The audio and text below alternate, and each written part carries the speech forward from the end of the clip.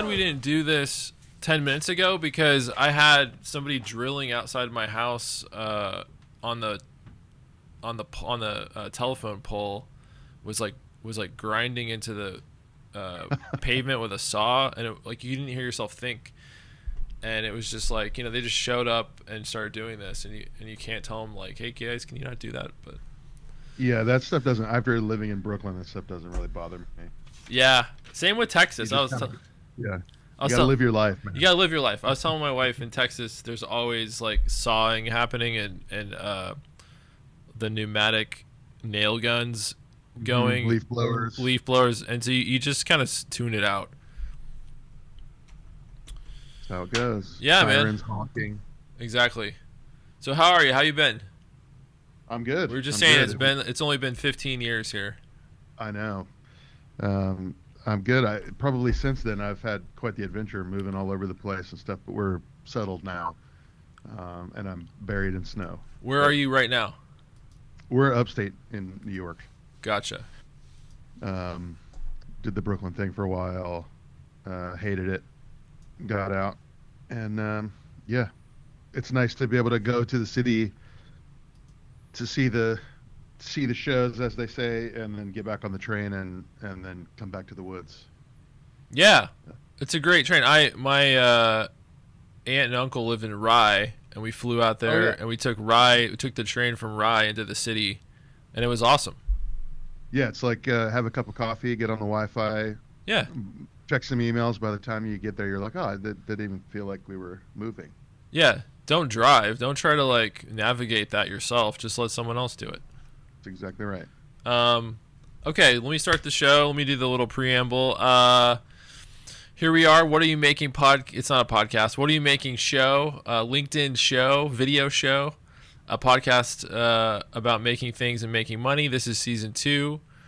I hope this is your LinkedIn timeline break from the annoying AI posts and the sales guy tips and the award show brags and the fake jobs and the anonymous profile visitors and all that stuff that we love LinkedIn for. So I'm Zech. I'm joined by artists, copywriters, designers, creative directors, illustrators, musicians, all kinds of people that are making great things out there that we don't hear from a lot, but we need to hear them more, and especially around how they make things and are they making money? How's it going? I think there's a lot of shows out there that just talk about money or just talk about creativity, but none about both. So I'm trying to bridge that gap with new episodes out every Monday. This is episode 8. My next guest is Grammy-nominated creative director and designer at Strange Practice, his own studio in New York. He shapes brands, campaigns, and cultural projects at the intersection of fashion, music, and design. He builds visuals for brands and artists that balance heritage, authenticity, and modern relevance. His work includes art direction, campaigns, and brand leadership. Please welcome Jordan Butcher. What's up? I think I was frozen there for a second, but I'm back now. You're looking Hey, great. how's it going? Good. I think we also share a birthday. Is that right? Like we have the same February 4th. birthday. What's your birthday? February 4th. Oh shoot. Okay, mine's January 5th, but I think Okay. it's close enough that I think you might be a wood rat in the Chinese astrology calendar. I'm not sure. Maybe. I'm not sure if you know that, but I'm gonna be one of those astrology people for a second, and I looked it up, and the fire horse. It's the year of the fire horse, and this year for us, it's a significant clash year. So I want to see if this resonates with you. So for career and leadership, this is a major turning point. You may be forced into high-profile leadership roles or face unexpected career shifts. Success comes through strategic patience rather than rushing. Is that resonating for you? Major turning point? I mean, yeah, kind of. I've been talking with a bunch of people about how the standard like creative director or director designer guy stuff is like not really I gotta move on from that, and it's got to expand into something else. I mean, even to the point where I'm like, Like well, I'm sure we'll get into this, but I'm working on restaurant interiors now. Oh wow. With some friends. It's far beyond logos and music packaging. So, but yeah, I think that sounds pretty right to me. Okay. Part of it's because I'm in my 40s now, and all Same. all the jobs go to the 22-year-olds. Um, but beyond that, I think it's. I mean, I feel like you kind of have to be a multi hyphenate now, Yeah, um, in order to get anything done, really. that's right. Yeah. I mean, I was talking to a couple people about this recently about the design world in like 2010, you know, and like how, because we're just old now, because I'm also in my Yeah, yeah, 40s, and it's just like there was such an easy way to be in. Like there was local meetings, and there was like these Mount Rushmore type people you looked at to what they were saying, and you sort of followed them, and there was like a lot of dialogue. And now, like, I was asking, like, where, number one, where are those people? And they told me some stories, some happy stories, some sad stories. And then, where is that work? And, for identity work, for branding work, for music packaging work, it seems like it all just flipped in the last 10, 15 years. yeah, definitely. And yeah, you kind of have to reinvent yourself, which is probably Yeah, I what mean, people always do. But yeah, I don't even know. I mean, the I I think I'm like almost completely disconnected from quote graphic design land unquote. yeah, Like I used to know a lot of the, when I in 2010, for is a perfect example, like it's crazy that then you could kind of like eke out a living by designing like screen printed posters for local bands kind of. yeah, right, Can't do that anymore. right. But also you had the like you had the invisible creatures Hmm. and the pentagrams and all those kind of people, which are all still around obviously and still making work, but they've kind of like settled into, I don't know who the famous or like the big people are Same. anymore. Yeah. It's like there was a time where like it's on the forefront of my mind because I saw that they're kind of disbanding, but the land guys in Austin were like, Yeah. I if you remember were that. in a certain world, their shit was everywhere. Yes. And then they just kind of fell off the face of the earth there for a while. And part of that is I think, and I'm sure we'll get into AI, and this was even pre AI, but it's like it became so easy to make um, a lot of that stuff that Hmm. you kind of couldn't differentiate at one point who was making it anymore. It wasn't Right. like there wasn't a singular voice that was like, wow, that person's. And we run into that. I mean, we're getting old enough now that I'm seeing things now that young people are making, especially in the music world, that are basically facsimiles of the stuff that me and my peers were making in Mm. 2005 and 6 and 7, and they've never even seen some of that stuff or they have, and it's Right. just kind of like it's just like it ended up on a Pinterest board, and then they saw it and they were like, I can make that. And you can't differentiate who's making anything. You can't look at something and go like, that's Von Oliver for sure, that's Hmm. Art Chantry for sure. Yes. um you don't know anymore. It's like, but I think, and there's been other people who have said it, but everybody's looking at the same Instagram accounts and the same Pinterest boards and the same arena boards, and everybody's inspired by the same stuff. And then you bring in the AI thing, which is also kind of making everything same, and it's a big amalgamation of all kinds of same on every level, Yeah. I Uh, mean, you look at the AI, the logos for AI companies, and I'd say like not only are a lot of them are the same thing, and they don't seem to have a problem with it. right. The little sparkle, Uh-huh. which is really funny because like I can picture you and I pitching a company and saying, "Here's a logo," and it looks exactly like 10 competitors' logos, Right. and the company would be like, "Get out."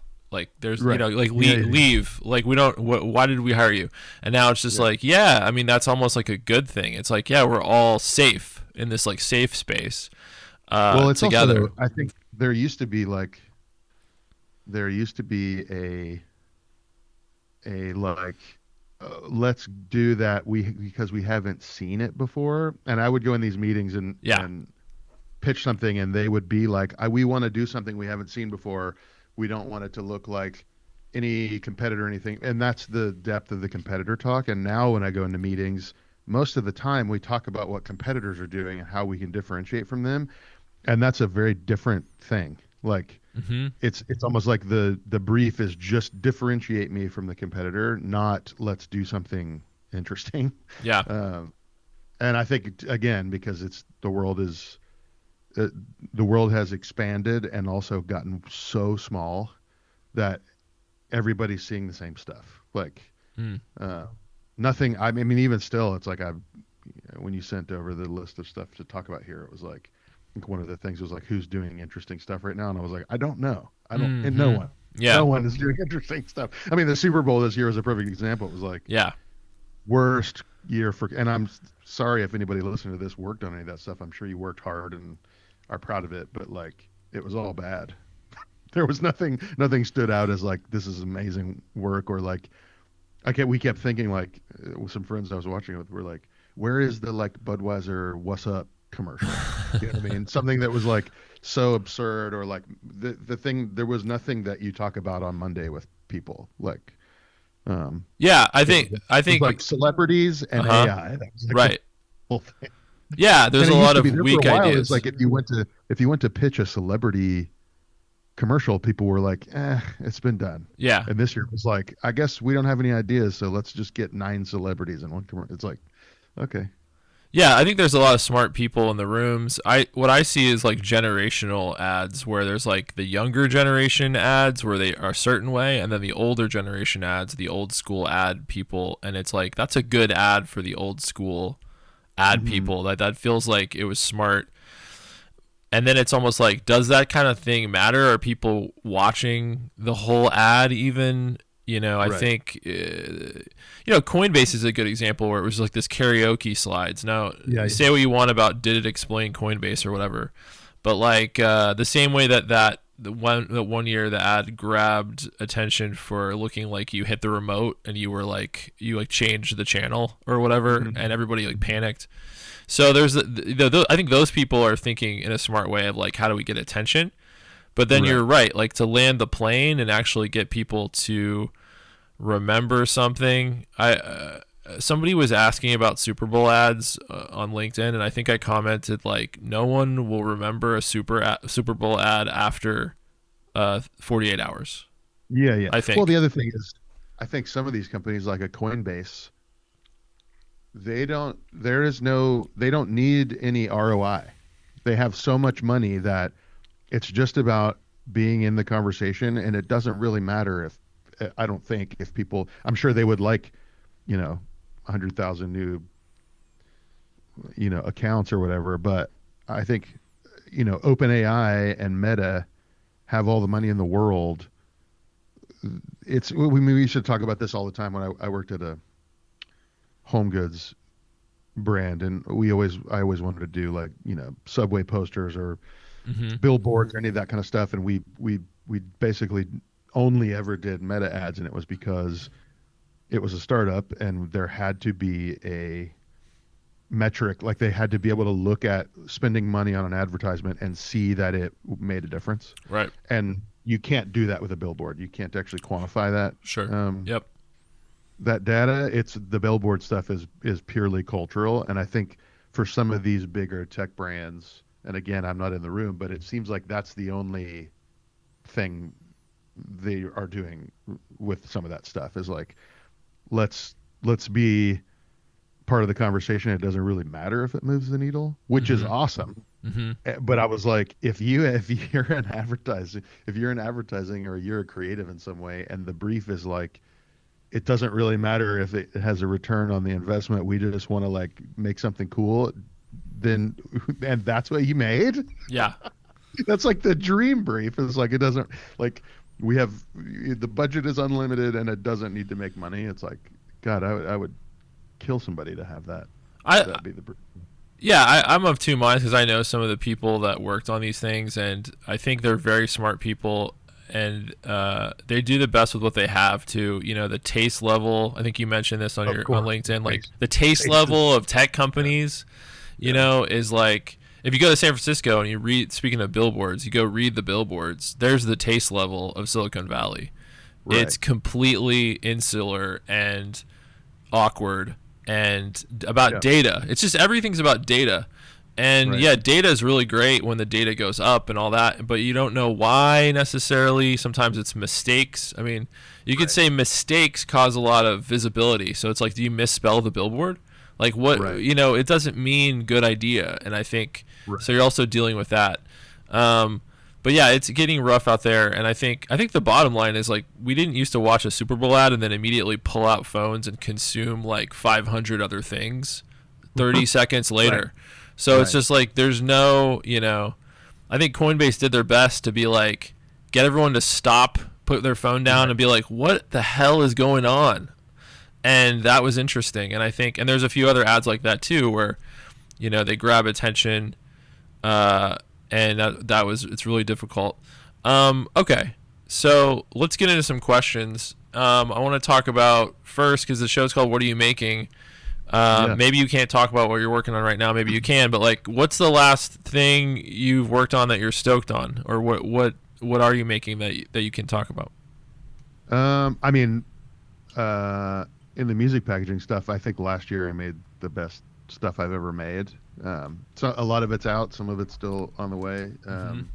I don't know. I hadn't really worked on a ton of music for a long time. I think it just was a part of it is like the music world is, you have to stay in the conversation and making stuff. And I kind of stepped out of it for a long time.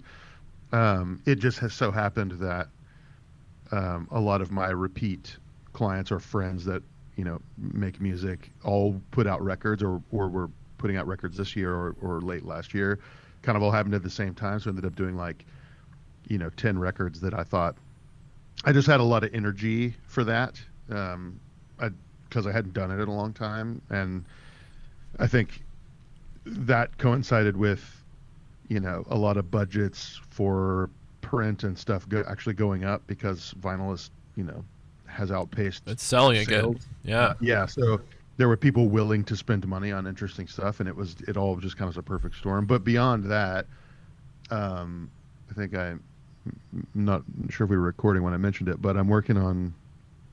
I had a chance a couple of years ago, when I was sort of like the de facto in-house creative director guy for a brewery, to work on an interior for a bar, and I had a lot of fun with that. And I'm doing it again now for a friend who's nice, a chef in Seattle, and he's opening a couple new locations, kind of food hall-y kind of things, and we're nice working on their individual booths for that, for like in the food hall. And it's fun because it's a very contained space, so I don't have to worry about like what does the bathroom look like and all this stuff. It's just like front of house stuff, and it's really fun to do that and work with architects and contractors and people building stuff. I think beyond like living mostly in the digital world, even in print, like I'm not in, I might go to a press check, but I'm not like, it's not like the old days where we're going in 12-hour press check. Yeah, it's not like we're not picking paper stocks and like tweaking inks. I'm at the point in my career anyway with that stuff where I know what's going to work and what's not going to work. So there isn't a lot of experimentation. With this, I don't really know what I'm doing, and also the scale of it is so much larger, and the things that you have to consider. It's even beyond like any work in the tech world I've done. Like there's the health department, there's electricians, there's builders, there's materiality, you're talking about like, is someone going to trip on that? Like there's just a million things to consider. And it's really fast paced. And if you take your eye off something, or you don't, send something through on time, the other 12 departments below you that are actually building the thing, the electrician can't get in until the framer's done. The framer can't get in until the plumbing is done, and so on and so forth. So you kind of like, it really is like a big deal, and people lose a lot of money if you don't stay on the ball. And it's really fun. It's like it's a really fun challenge.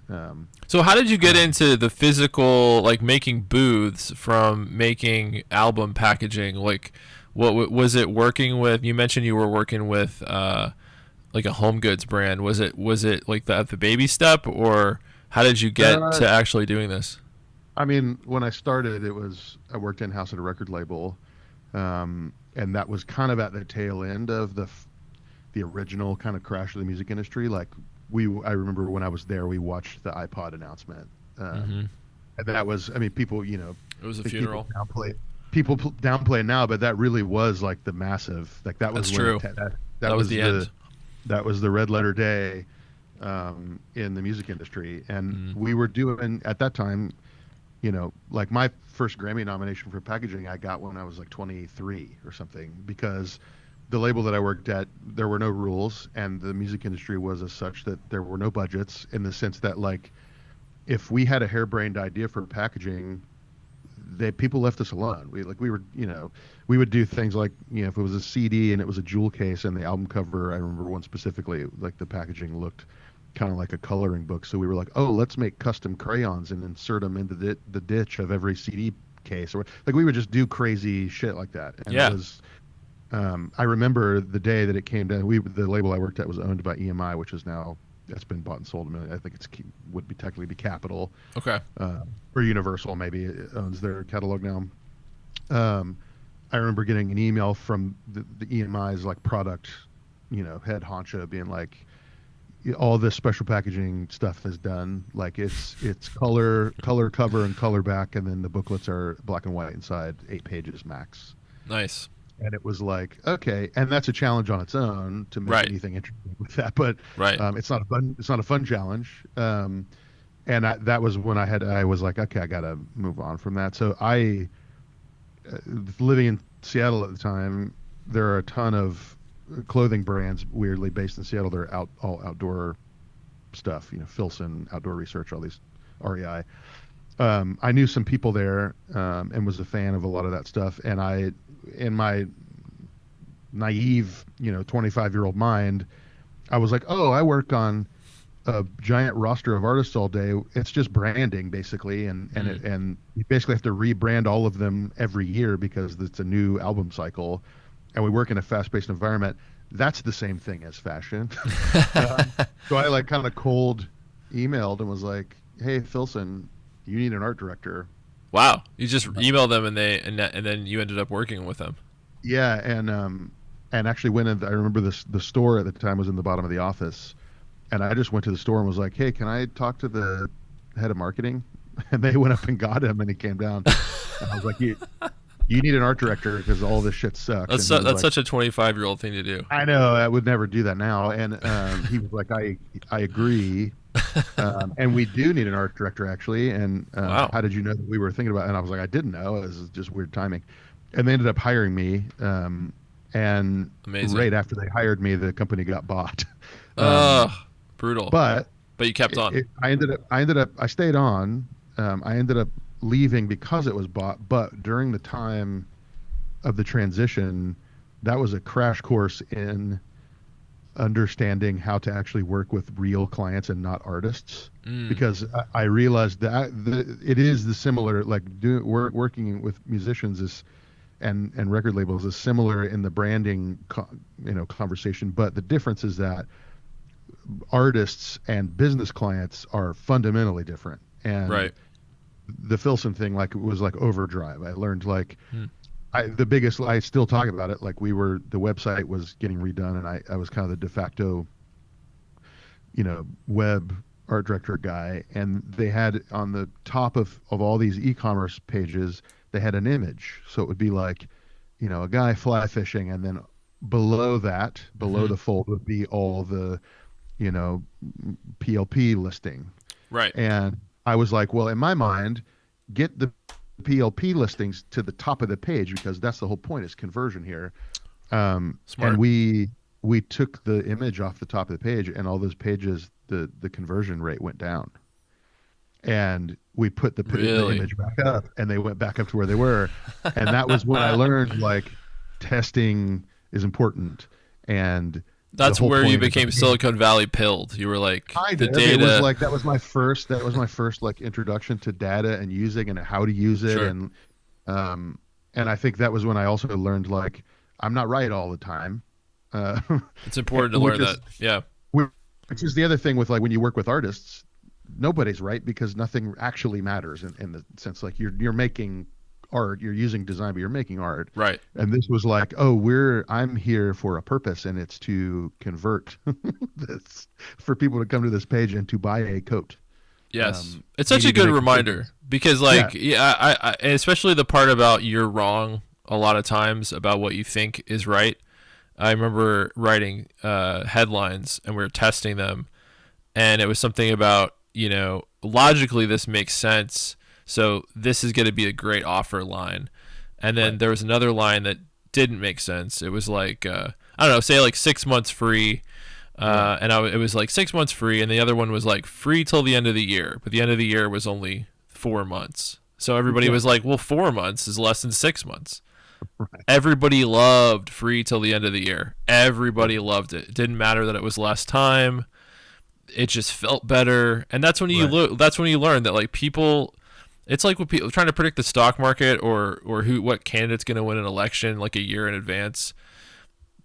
There's so much feeling in between now Right, that people are illogical, and it's not going to always make sense. right. Like yeah, And product in front of my face quicker should mean more conversion, but like, but I liked fun fly yeah, fishing photo. That's why I right. come to Filson, right? Yeah, it set up the mood, and I think I learned too that like it's not really if I'm working on it, it's not really possible for me to be the actual target demo because Yes. I know how the sausage is made, even if I like the sausage. Once you know that, Yeah. you have to remove yourself from the conversation. You can't. It's really hard to think like a customer, and that you have to like learn to do that. Yep. And you almost have to turn off logic brain a little bit because you know too much. But coming from there, like leaving there, I mean, I still work in that world a lot. I realized like, and this is the one thing about music, and even up to the top, to be top people like Paula Scher and all these people, a lot of people come from the music world because it's Yeah. such an easy first in. Yeah. And I think my career has just moved. People like every job I've ever gotten up, even into the like home goods space. Um, it's because of people have left the music world and moved on from things, whether they were in bands Mm-hmm. and they stop doing that and their career changes, or it's people that I worked with at the record label who may also made the jump somehow, or a friend of friend, or like whatever. I've just kind of followed the wind, I guess. Like there's no, which is probably not good in a lot of ways, but Well, I think it's a natural whatever. progression, right? Like Yeah, we're all. It's like when you hear a creative director be like, "I like to skateboard when I was a kid," and right. it's like, "Yep." And then when they like, Yeah, and I like to go to punk rock shows, and it's like, "Yep." right. And it was almost like a bingo card of like how we kind of got into this. I think you and I stuck with it a lot longer. Like I had a record Yeah, label, and I like to make art for a lot longer time than I think my peers are kind of moving on from that. Like, yeah, that yeah, was why are you still going to shows? That's weird. Or like, why do you still like packaging? That's weird. But you waited right. out long enough, and look at packaging, look at vinyl. Yeah, yeah, Speaking of 25-year-olds, I feel like those are the people who are coming back to the things that it's like you could hear that shows are back in style again. Like people are going to shows right, again. It's like, yeah, because that's how it works. I heard right, somebody right, say like what your parents did you don't like, but what your grandparents did you like. right. You like motorcycles. Makes If sense. if your dad rode a motorcycle, it's not cool. But if your grandfather did, it's awesome. No, that So makes a lot of I think we're sense. the grandfathers now. That's like your grandfather went to shows. Like we got to go to shows. We got to get Right. off the computer, get off of Discord. Yeah. I mean, a lot of that stuff too is like one thing I've been encouraged by is that I think the younger generation is also mixing in the DIY stuff that we grew up doing mainly out of necessity.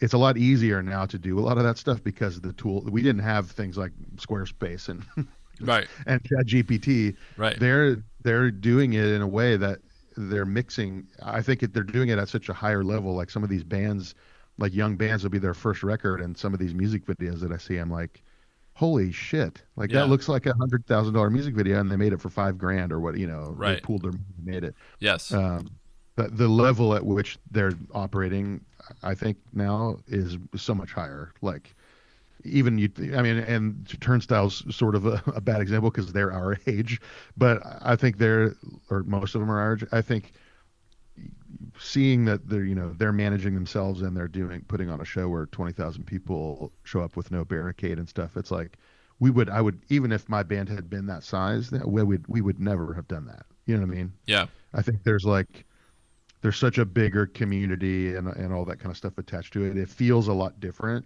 And I think guys our age can sometimes look at that and go like, oh, it's bullshit, but it's not. It's just a different version of what we were doing. They're just operating at a higher level because they have the tools to do it. Like I remember, my first version of Photoshop to make album covers, we had to steal it because it was freaking expensive and find cracked codes and stuff online or literally physically steal the box from from Best Buy or whatever. And now it's like those tools are like there's free versions of that work just as well. And people can make stuff they need to make to get what's inside out, I guess. Yeah, it's true. I mean, when we were coming up, there was one program. Now there's people going, you can just code your own version of the program, and it's not very good, but it does what I need it to do. So, sort of like the imagination of what somebody could build with. I mean, right. I feel like when I was working at Instrument, when the designers used to think of like, here's how the site should work, and then the developers would talk and go, here's how we could build it. And it was this conversation. It took weeks to make sure everything wouldn't break. And now you can tell whatever, like, build me this. It needs to look like this. It might take 50 prompts, but like it didn't take 2 weeks and like 2 people's full-time budgets.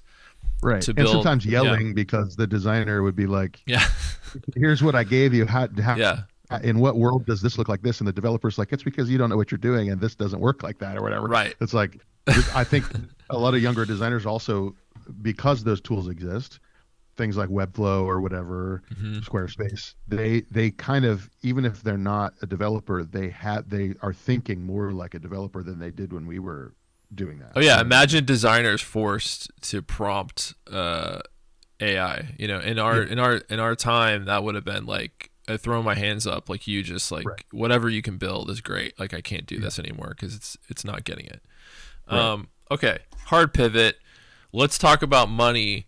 I know it's like that is part of the podcast, but I mean, I think for creative people, especially people who, both of us coming up in the music scene, it's like there was no money. What's the budget? There's still not. What's the budget? Yeah. What's the budget for this record? It's like, we're gonna go shoot it ourselves. We're gonna get this fans, friends to be in the background shot. So that we don't have to pay actors, all the things. So I guess, can you talk about like how you price your work, or, if a freelancer's watching this and they're like, look, I don't understand how to get started with that conversation with a client. Like, what do you tell people coming up when it comes down to money, like how you manage it as a freelancer and what your kind of best practices are? Yeah. I mean, the first thing I'll say is, get an accountant. Yeah.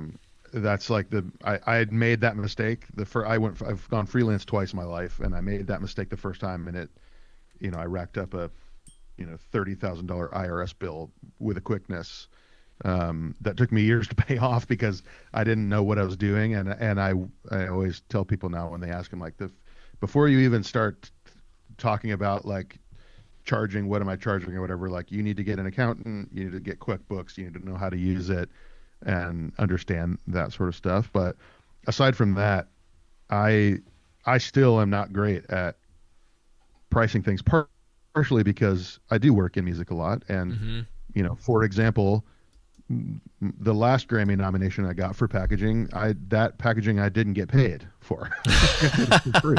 So there's a nice moral there.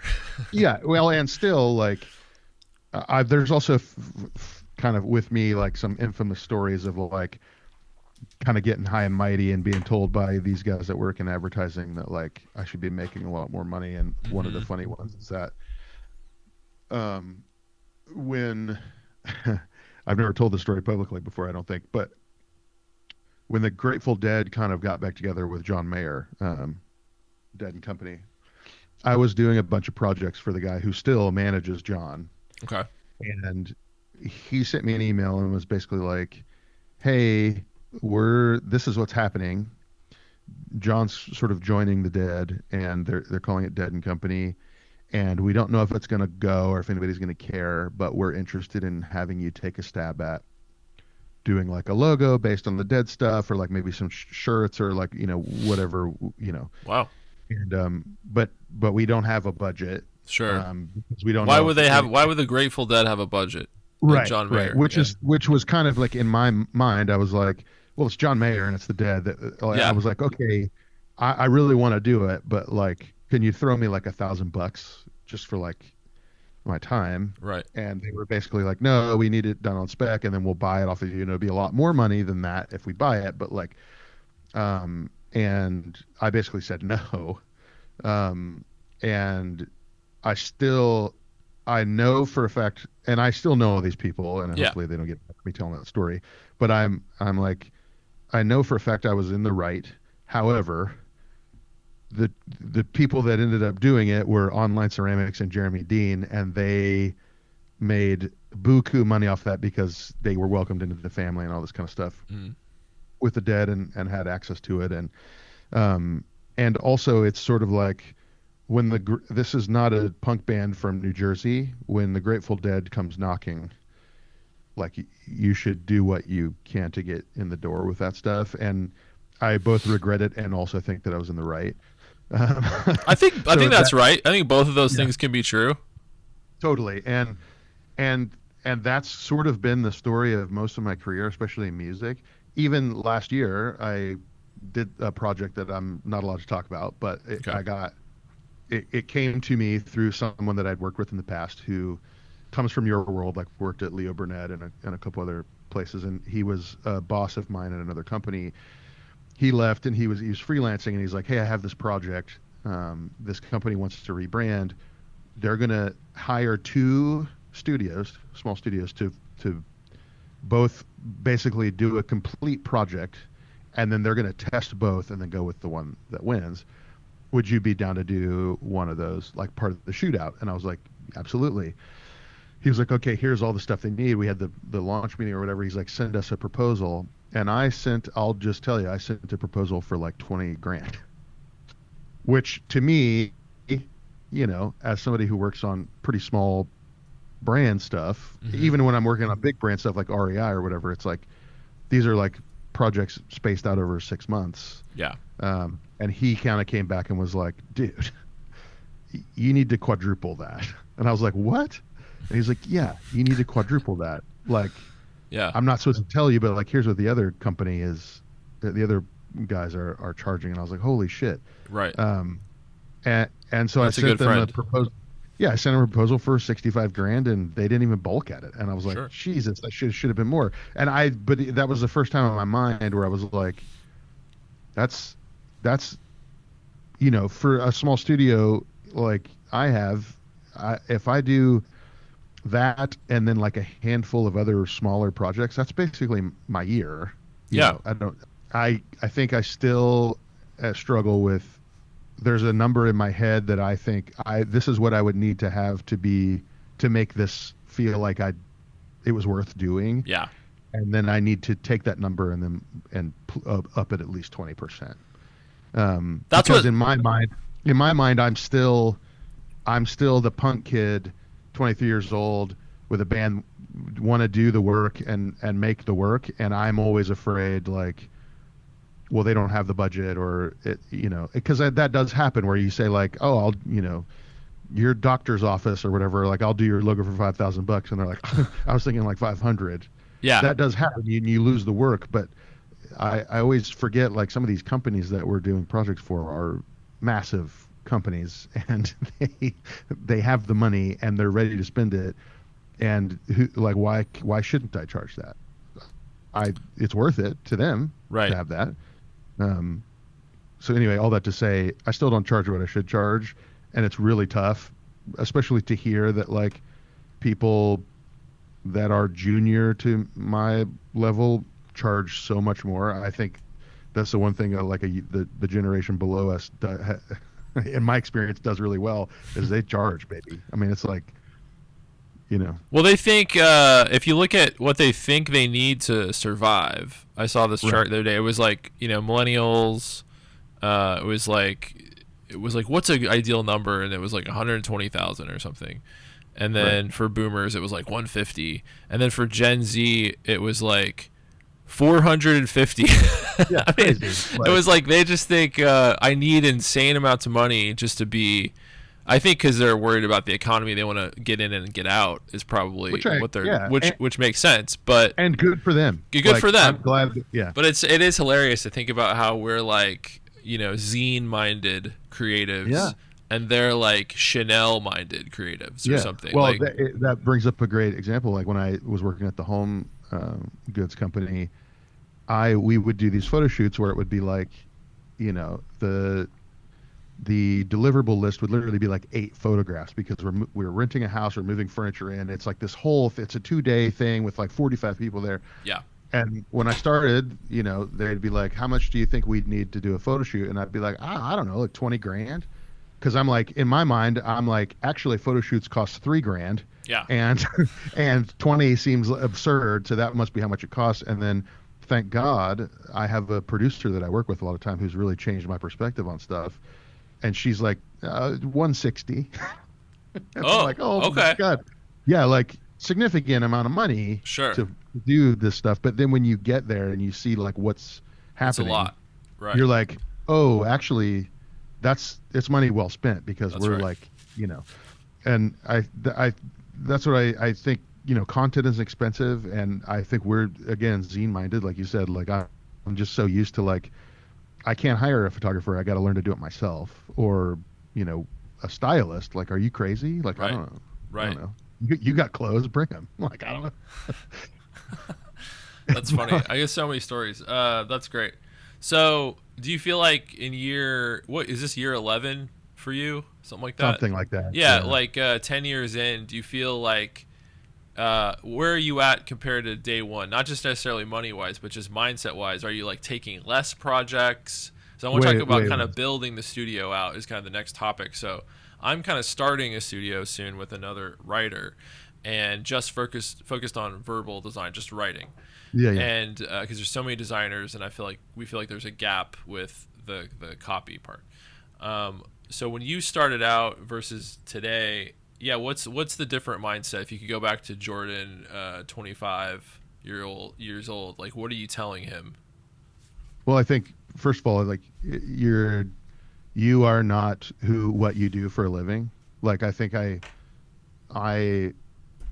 wasted I mean, I guess wasn't a waste, but there were a lot of nights where I could have been out hanging out with friends and like building personal relationships, and instead I was in my office making stuff, and it ended up being worth it, I guess. But also like I think because I come from the world I come from, I haven't really grown out of that a lot. Like I will always, and it's different now because I have a kid and, married and all that stuff. But like, I would always choose to work over anything else. And I think that's still a struggle that like, I don't need to do that. Right. And in fact, I think at this age, when I do that, the work actually suffers because I'm tired. Like that's right. It's and I played music for a long time, and we always just talk about like ear fatigue. Like when you're in the studio recording, right? You play something so many times, you're like, actually, like take 2 was great, and we've been listening to the same tone for so long that I can't hear the difference anymore. And it's the same with working. Like I can go round and round and round on, is the curve of this S and the logo. You change it, and you change it back, and you change it, and you change it back, and you change it, and then you're like, when you zoom out and it's made out of a plastic on a sign, no one's gonna fucking see the difference. Like there really is a like, it's good enough, and it's good, but like there's a line where you cross where it's good to the point where it can't actually get any better. Yes. And you kind of got to be like, okay, like this is the best that I can do in the moment, and I gotta move on from it. And also like I think I've learned to not let client abuse is a horrible term, but that's not really what I mean, but I can't think of the words. Like I don't need to, I've made an agreement with client and it's this many changes, and they've now surpassed that. Yeah. Time to renegotiate. I Right. would not have done that in my 20s. I would have been like, yes, sir, and can I have 100 some fun? more, sir. Yes. Yes, yeah, Anything, like I'll sir. do as many as you want me to do, and that ain't how it rolls anymore. That's such a good point, because I remember starting out just infinite takes on a thing. Yeah, Because to me, when I was like 20, infinite time means infinitely better. right, And now right, I realize I'm actually a writer. And the reason it took me so long is because I wasn't really as good a designer as I needed to be. And if you give it the right designer the brief, 10 minutes, not that right. it's done, but like they solve the problem. You were trying to figure out what the problem was for like weeks, and they did it in a minute because they're better than you at that. So Right. I had to Well, drop. Yeah. I also think like I've learned to when a client comes to me for something, and a bullshit meter is not really what I mean, but like a client will know that they need a new logo or they need a brand guideline document or whatever. This just happened with a company. Came to me, we're not going to change the logo. We just need brand guidelines. We don't have any. I start going through the stuff and I'm like, you do need brand guidelines, but also like this is a mess over here. And part of my job is to help the client recognize what the problem actually is before we can solve it. Like, because that is a confusion that happens a lot. Like Yes. a client will come to you and say, my problem is A, but the problem is actually D. And if you fix D, A will fall in line behind D. And that's the actual solution. That's what they're paying you for. They're not just paying you for the logo. They're paying for clarity is what they're paying for. That's the problem, is that you're there to help them bring clarity to what their problem actually is and what they do need. And I didn't recognize that for a long time. They would just come to me and be like, we want a new logo, and I'd be like, here you go. Yeah. And that's not really helpful. Right. That solves a problem in the short term. And I think a lot of young studios, I see work that comes out and it feels disconnected or whatever because they didn't solve the actual problem. They just put a Band-Aid over it. Does that make sense? Yeah. I mean, absolutely. When you go in and you realize the brief isn't right, it's actually there's a whole other problem that you would rather they think they solve. Sometimes they say no, ignore that. Of course. And sometimes they go, "Oh, you hit on it. Like actually that's the issue. Could you work on that, please?" Right. And that's amazing because then it feels like you are actually a team member for them. Right. And also and you can sense stuff, right? Like you can sense in meetings where there's tension, oh, this person's definitely afraid that this is going to change. You can tell them, "Hey, this isn't going to change right now. Just take it, chill." And so I think that's a great thing too, is you just are able to have conversations with people, and it's not about. It used to be about you stare at like you're having a test, like you're going to be tested. Right. Like here's the thing, it's on the test. You got to get a perfect grade. Right. Versus now it's like this is the wrong test. We should be over here working on this other thing. Like your photography's all wrong or whatever. You're trying to do a logo. I think that speaks to like part of your job as a designer, especially in this world, is like being a little not always, because you do turn into making crappy work, but I think you have to be business minded and you have to think about not just their like creative but also their business, and you have to understand their business. This happens a lot with fashion brands that I work with, and they're talking about e-commerce and all this kind of stuff. You present them a budget and you're like, what? They're like, why am I spending 40 grand on retouching? And I'm like, because if you don't and the color's wrong, you're going to deal with so many returns and so many unhappy customer emails and stuff. Like this is really important. And when you pitch it to them as a business decision, that's right. That unlocks the like, oh, okay, like that makes a lot of sense. I'm going to spend more I would spend more on dealing with returned merchandise than I would spend if we just did it right the first time. And it's like, oh, that's a business decision. That's not a design decision. Like that's not a creative decision. That's a business problem. And when you're thinking about the business as much as you are like making good creative, the end result's going to be, and that's how you get those word of mouth projects, because somebody from that company is going to go to another company and they're going to say, this guy really helped me with a problem that we had. We should bring him in here for a different reason.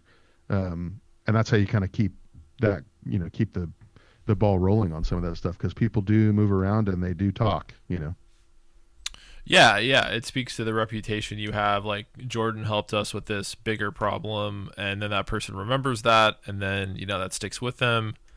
It's all about these relationships as a freelancer, totally. And I'll echo you on like upping rate. The first thing I had when I went freelance is the first conversation I had. The guy said double your rate. That was his advice. He didn't even know my rate. He was just like, Right. take what you're Yeah. making and double it because hinge insurance and all this other Right. stuff. And you're like, oh, okay.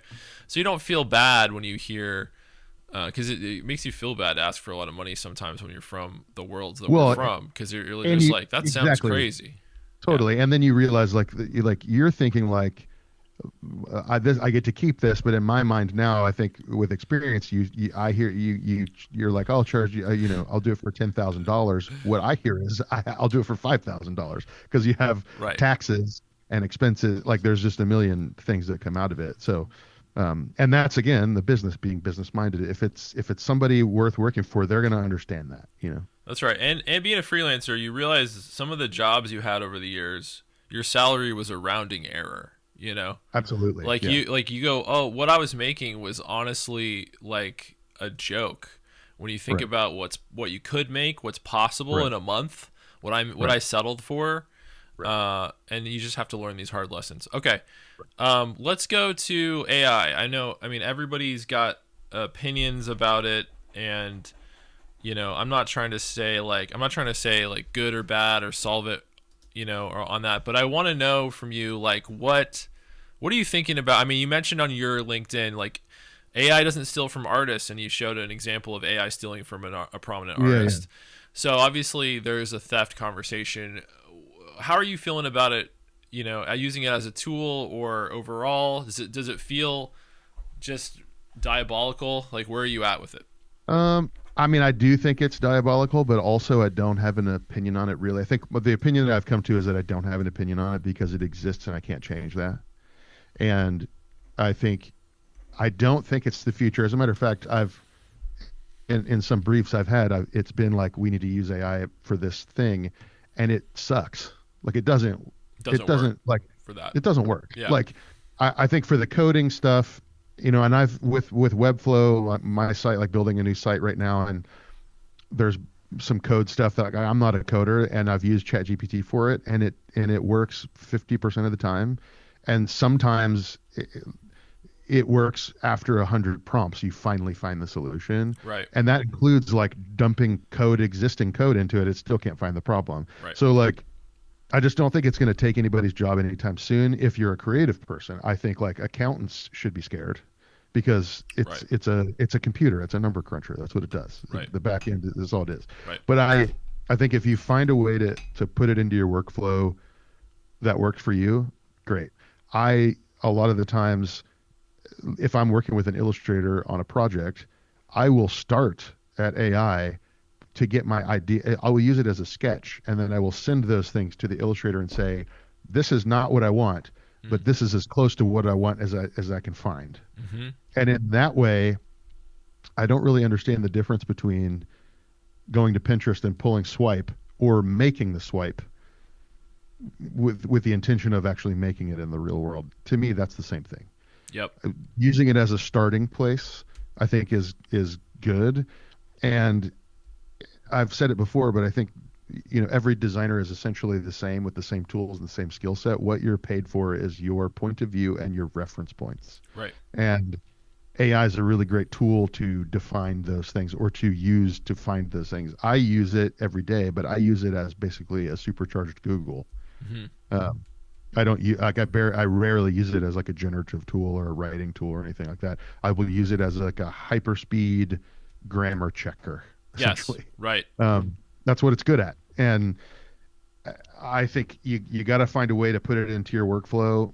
If you can find a way to have it make stuff for you where it's actually doing a good job, tell me where you're doing that because I can't get it to do that. I like over and over and over again. It's just like I'll be like, take this logo and put it on this T-shirt for a mock-up, and it will look so bad.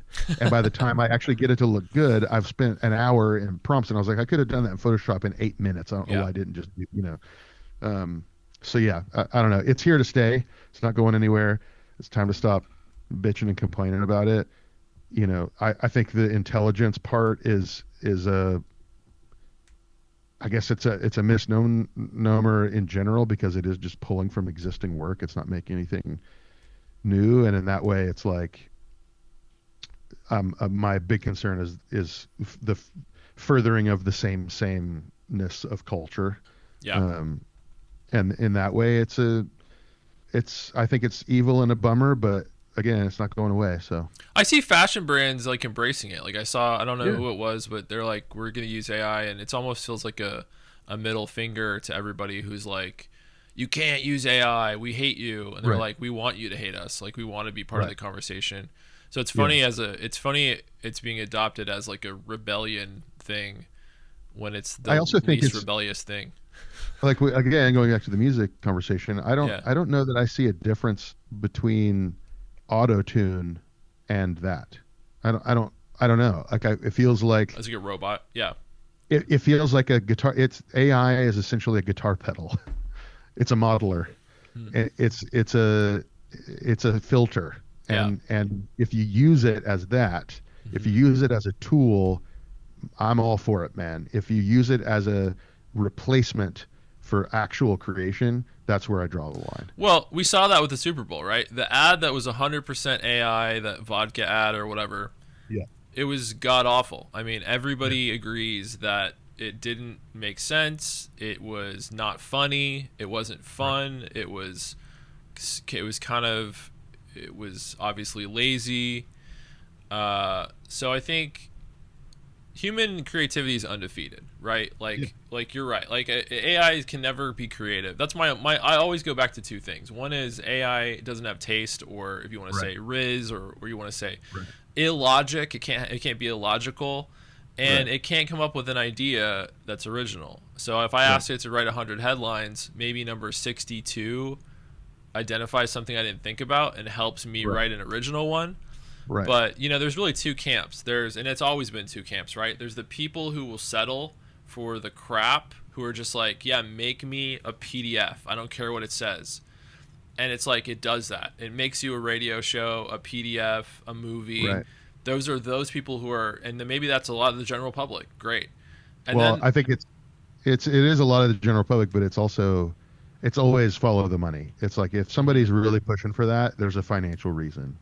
And it's whether they're an investor in the company or they don't want to spend money on creative or whatever. It's always money. It's not ever for the love or like the high taste of actual making something. It's always going to be about money and somewhere down the line. And that's fine. That ain't for me. That's fine.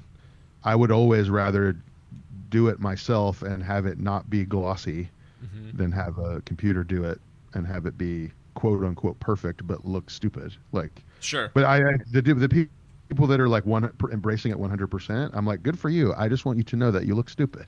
Like you look stupid. Well, it doesn't look good. The pendulum will swing the other way, right? Like people will embrace this. Claude's logo is a hand drawn sketch thing. It's like it's the most oxymoronical thing I've ever seen because it's like it's a hand sketched star version of the like spark that everybody uses, and it's like that's funny to me. That's really funny that it's like a handmade thing, or it's made to appear handmade, and it's AI. Yeah, I think that it'll just swing the other way. Everyone's adopting it. It's almost like an aesthetic that everybody sees through. And then it will swing back and everybody will say, like, what about really hand done? What about really craft? Like, how do we cut things? I think everyone's learning about, when they make all this stuff, they're learning these lessons about how work actually gets made. Like, nobody knows how it actually happens. And you and I know, like, you have to consider the bleed and you have to consider the Pantone swatch and all this stuff. Like, you have to learn that to know what a good output is, right? That everybody's learning in real time that you have to have a script and a concept for an idea. And they're going, oh yeah, like it's Tom Cruise fighting Jack or Brad Pitt or whatever. And isn't that awesome? And it's like, yeah, you think that's awesome because there's already Tom Cruise movies. Right. Like this movie already existed. Like, did you come up with what is it, Live, Climb, or Live, Die, Repeat, whatever that movie was? Did you come up with that with the robots? No. So like, where's the original thought? And Right. obviously the ideas that are original, there's a guy, Jason Creer, is doing a contest, $1 million to use this AI to come up with a spot. And the spot he has is it's like this, it's a long hair guy, you can't really tell who it is, and then as it goes out it's Jesus, and then as it goes out all the way he's running on the water, like, and it's a running shoe ad. And it's like, it's somebody's wild idea, wacky idea from ad school. It's fun. It's like, I've always wanted to see that. No company would touch it because it's religious. Right, of course. Right. But it's fun. You know, it's funny. It's great. Like, it's like, oh, I'm glad they made that. But it took a concept for that to happen. And you and I know, like, when the concept is baked and then you make the artwork, you get chills, right? You start to, like, go, this is a thing. This is a real thing. The stuff where there's no concept, I mean, this is what they teach you in school, is garbage. It's trash. Right. It's aesthetic. Right. It's like, oh, that looks cool, but, like, who cares? That's what I always go back to. It's your references. Like, I have the point of view that I have, and I make the things that I make, and I see things the way that I see things, and I come up with the things I come up with because of all of the things that came in before this moment. Sure. AI has all of that in it.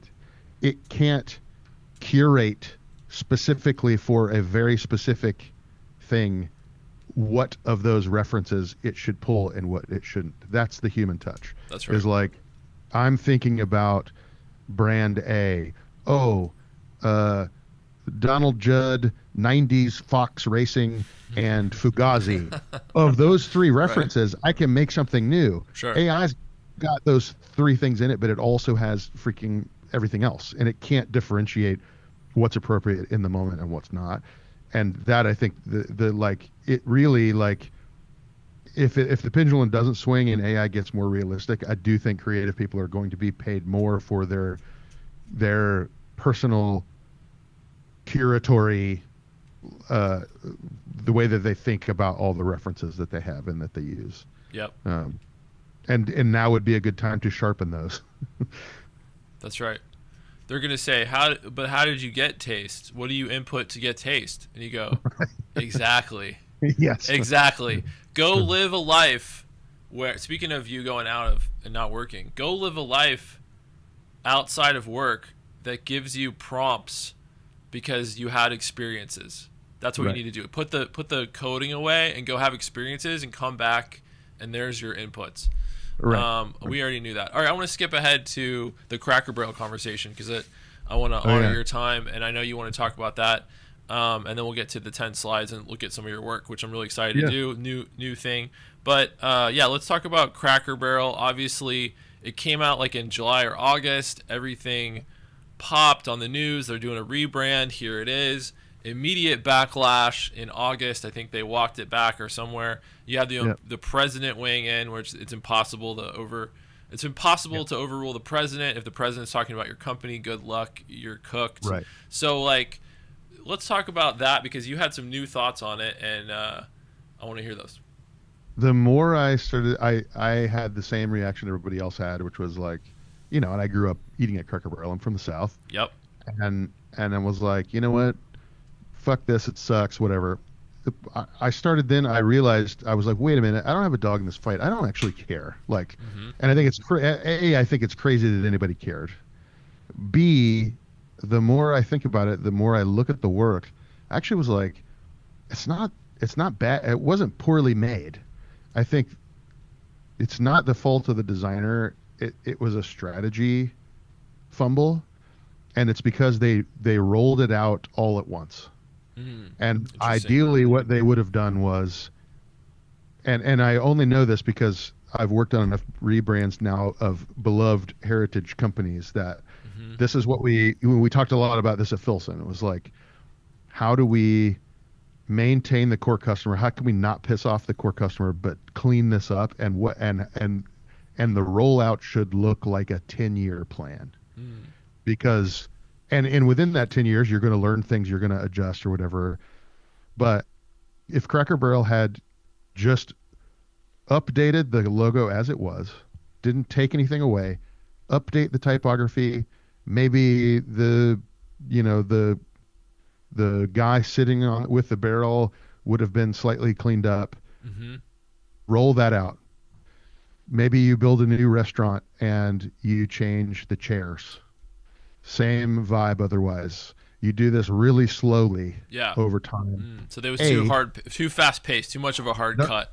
no one would have even noticed. You Yeah. didn't even need to draw attention to it. And I Yeah. get it, but part of the reason to ever do a rebrand is to get in the To get news. And so, noticed. Yeah. yeah, you kind of have to do that. But if it's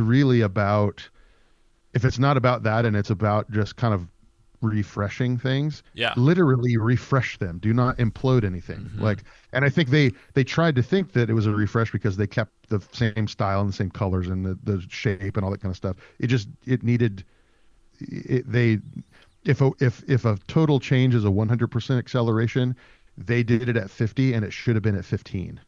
And then next year they do another 15 and next year they do another 15.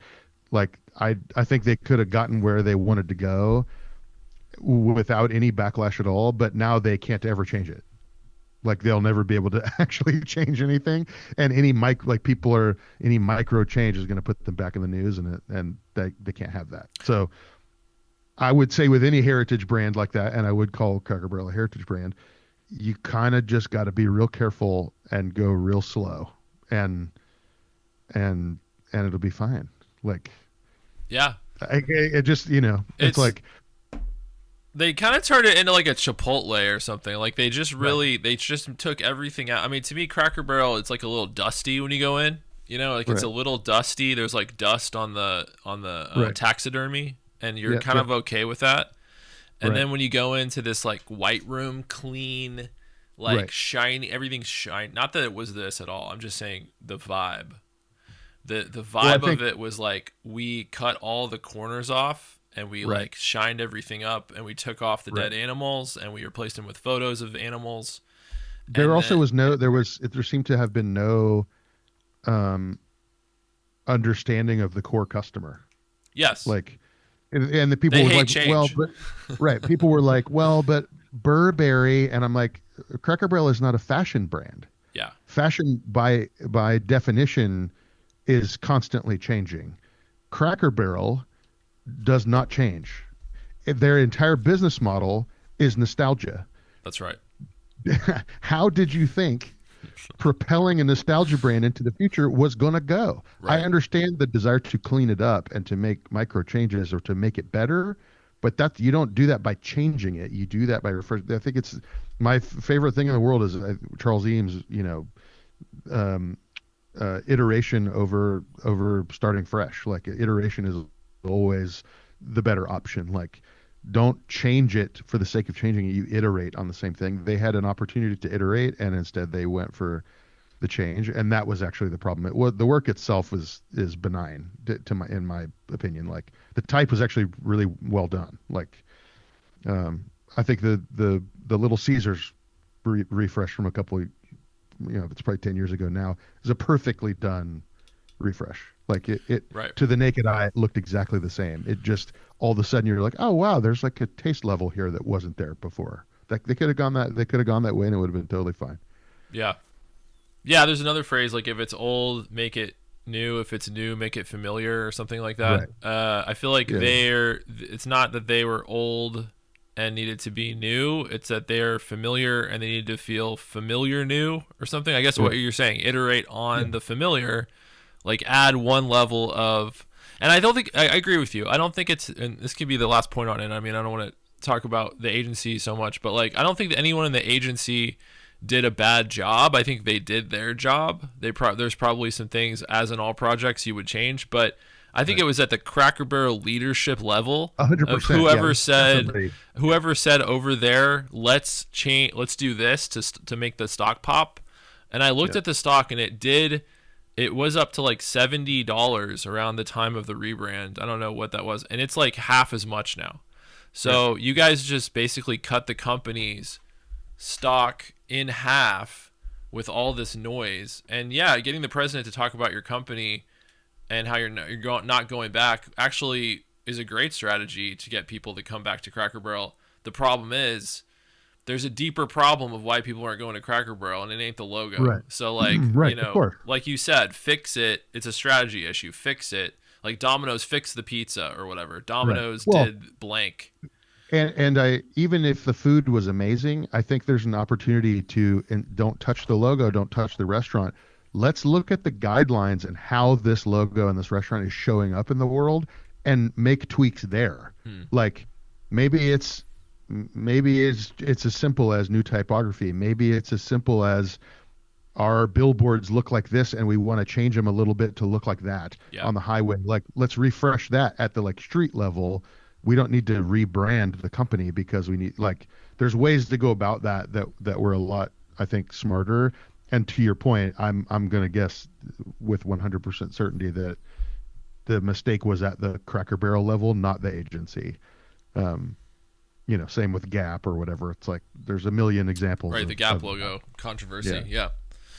Yeah.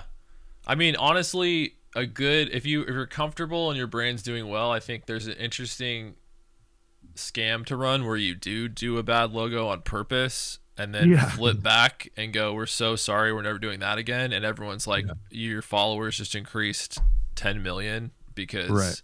you were in the news, and now you literally had to replace nothing because it was fake. Right. That's an interesting one. That's like a Crispin Porter strategy. Like, let's do Yeah. this long con.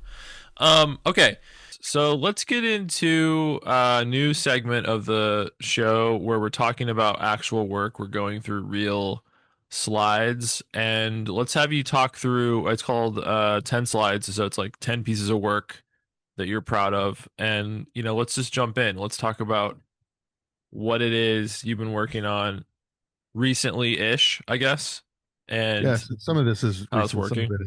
it is in the past couple of years, but Nice. this is an example of just art direction for photography. Mm-hmm.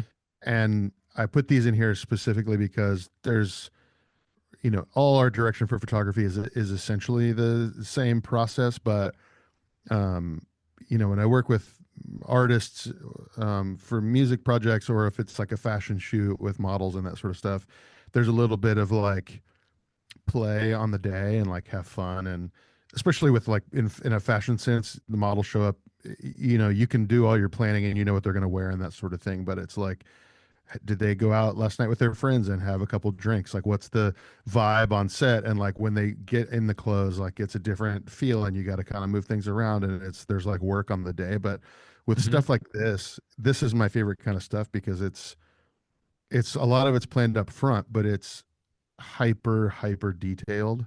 Mm. And I love working on shoots like this because there's a team of 15, 20 people there, and you're digging into the details of like the blanket draped over the chair, like let's fire off a bunch of images and keep moving a wrinkle till it like feels right and it's working with the Mm. light. And then of course the light outside is moving, so you're like trying to do it quickly, but so like a shot like this is, there's a couple hours involved here of like going back and forth and moving the pillows and swapping things out. Um and also because a lot of this like homeware stuff and to some extent the fashion stuff, the fabrics are so hard to retouch and like to remove a wrinkle and that sort of stuff and Mm. have it look natural, that Yeah.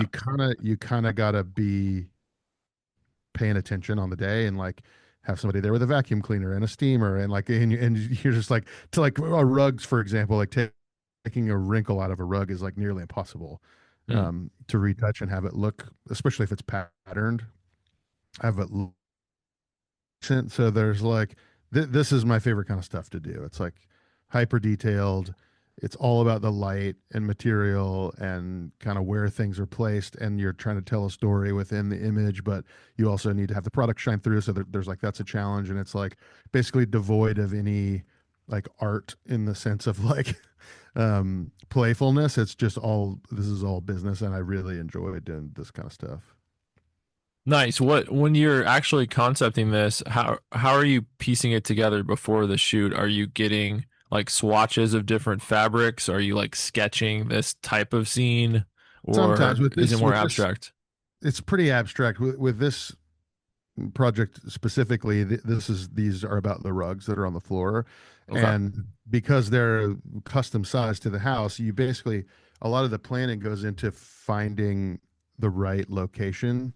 So we would do crazy location searches, and you're kind of, I mean, we would bring in some furniture and like decor and that sort of stuff, but you're sort of at the mercy of what's there. So part of the like concepting is finding a location, like looking at the rugs that you're going to shoot and being like, who would have these rugs and like what would their style look like, and then finding a house where that style is already sort of going on, and then on the day using their furniture, moving it around, bringing in a stylist, like maybe we can tweak this a little bit because we have to put the rug down. Everything's got to come out anyway. So like this person's living room didn't, it's like this is their furniture, but it was totally arranged differently when we got there. So this is just like, Mm. we're looking at like, where's the light coming in right now? Like, what do we want to show? Okay, the original idea was to shoot in this image on the left was to shoot facing the opposite direction, but then you get there on the day and you see the light and the time and you get the furniture down. You're like, oh shit, this actually looks better. Let's turn around and do it this way. But in all that shuffle, you still have to be very, very conscious of like what's going on and looking and making sure that there's one mistake in this, and it's that the Noguchi lamp on the roof, there's a little metal pin that holds those lamps together, and it's a little off center. Mm. And so like that little stuff, like you kind of you do have those things do pop up. There's also like if you look at the fireplace right to the right, there's a dark brown vase there. There's a Mhm. little piece of the fireplace that's kind of sticking up. I think can you see my Oh cursor? yeah. Hmm. Like I right see that. here, the Right. play here, like this vase should be moved over A just little, an slightly. inch or But something. you kind of have to, like, you get to the point where you're like, okay, we're losing the light. We've spent two Yeah. minutes. Like, let's pop it off and we'll try to fix it in post. And then you see it in post and you're like, actually, it doesn't bother me that much. But those little things, like, that's the stuff you're looking for on the day. Yeah, and lighting's so important. I was just talking to somebody recently on the show about movie lighting and how modern movie lighting is so poor because they have to shoot it in a room where they can make all these adjustments in post. And so everything, I think we were talking about Wicked or something, everything is just like flat and strange. And then you watch like you just watch movies from the 90s. It doesn't matter how like we were watching Waiting for Guffman last night, and I Uh-huh. mean it's a comedy, right? But like the lighting was really good. Yeah, Like actually, the even film grain, everything. we were at my wife and I were at a bar the other night, and on the TV they were playing an old Elvis movie. I can't remember which one, like a beachy, Captain Geach and the Shrimp Shack Shooters type thing. Yeah, And we sure. were, I was like marveled at how beautiful it looked. Like Right. so colorful, the location. And I was like, they actually shot that in Hawaii on like it's like Yeah, nature's performing. It's not on a soundstage with an LED, like AI generated thing in the background and blue light everywhere and all this stuff. It was just so beautiful. And then, like film actually, I'm not a big like film as my personality guy, but it does add up. It adds a layer to it. sure. That's hard to duplicate on digital. Digital's perfect, but that's not always good. Right. Yeah, So yeah, lighting is important. lighting is important. It's true. We can move on. All right. This is in here because I think I'm partially known for like heritage brand stuff, which is sort of accidental. It's just like that's just kind of the way the cards played out for me. I do Mm-hmm. love that stuff, like mainly not because the aesthetic is my thing necessarily, but I really like history and digging into brands and like learning about where they've been and where they're going. And a lot of brands like Wrangler or Filson are these companies that I've worked for. They have deep archives, and some of the stuff is bad. Most of it's bad. Some of it is like accidentally incredible, and then some of it they would have. Of course, there's Abercrombie and Fitch shoots that were done by insane photographers, and this stuff is fun because Wrangler has very. First of all, they have multiple, and Lee is the same company. They're owned by the same company.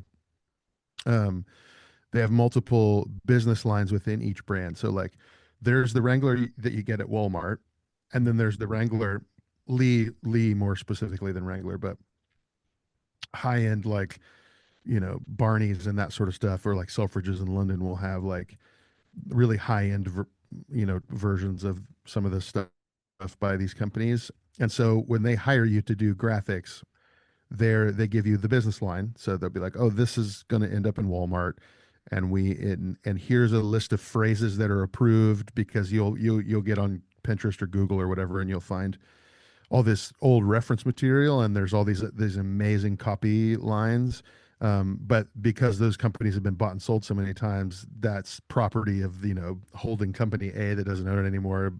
But they sold it off and they got the logo, but they don't have the rights to use it. It's all Hmm. this kind of crazy stuff. And then they have approved copy lines for each specific business line because they know that people that shop at high-end boutique A don't like to talk about this kind of stuff, but Walmart's okay with it, or vice versa. Yeah.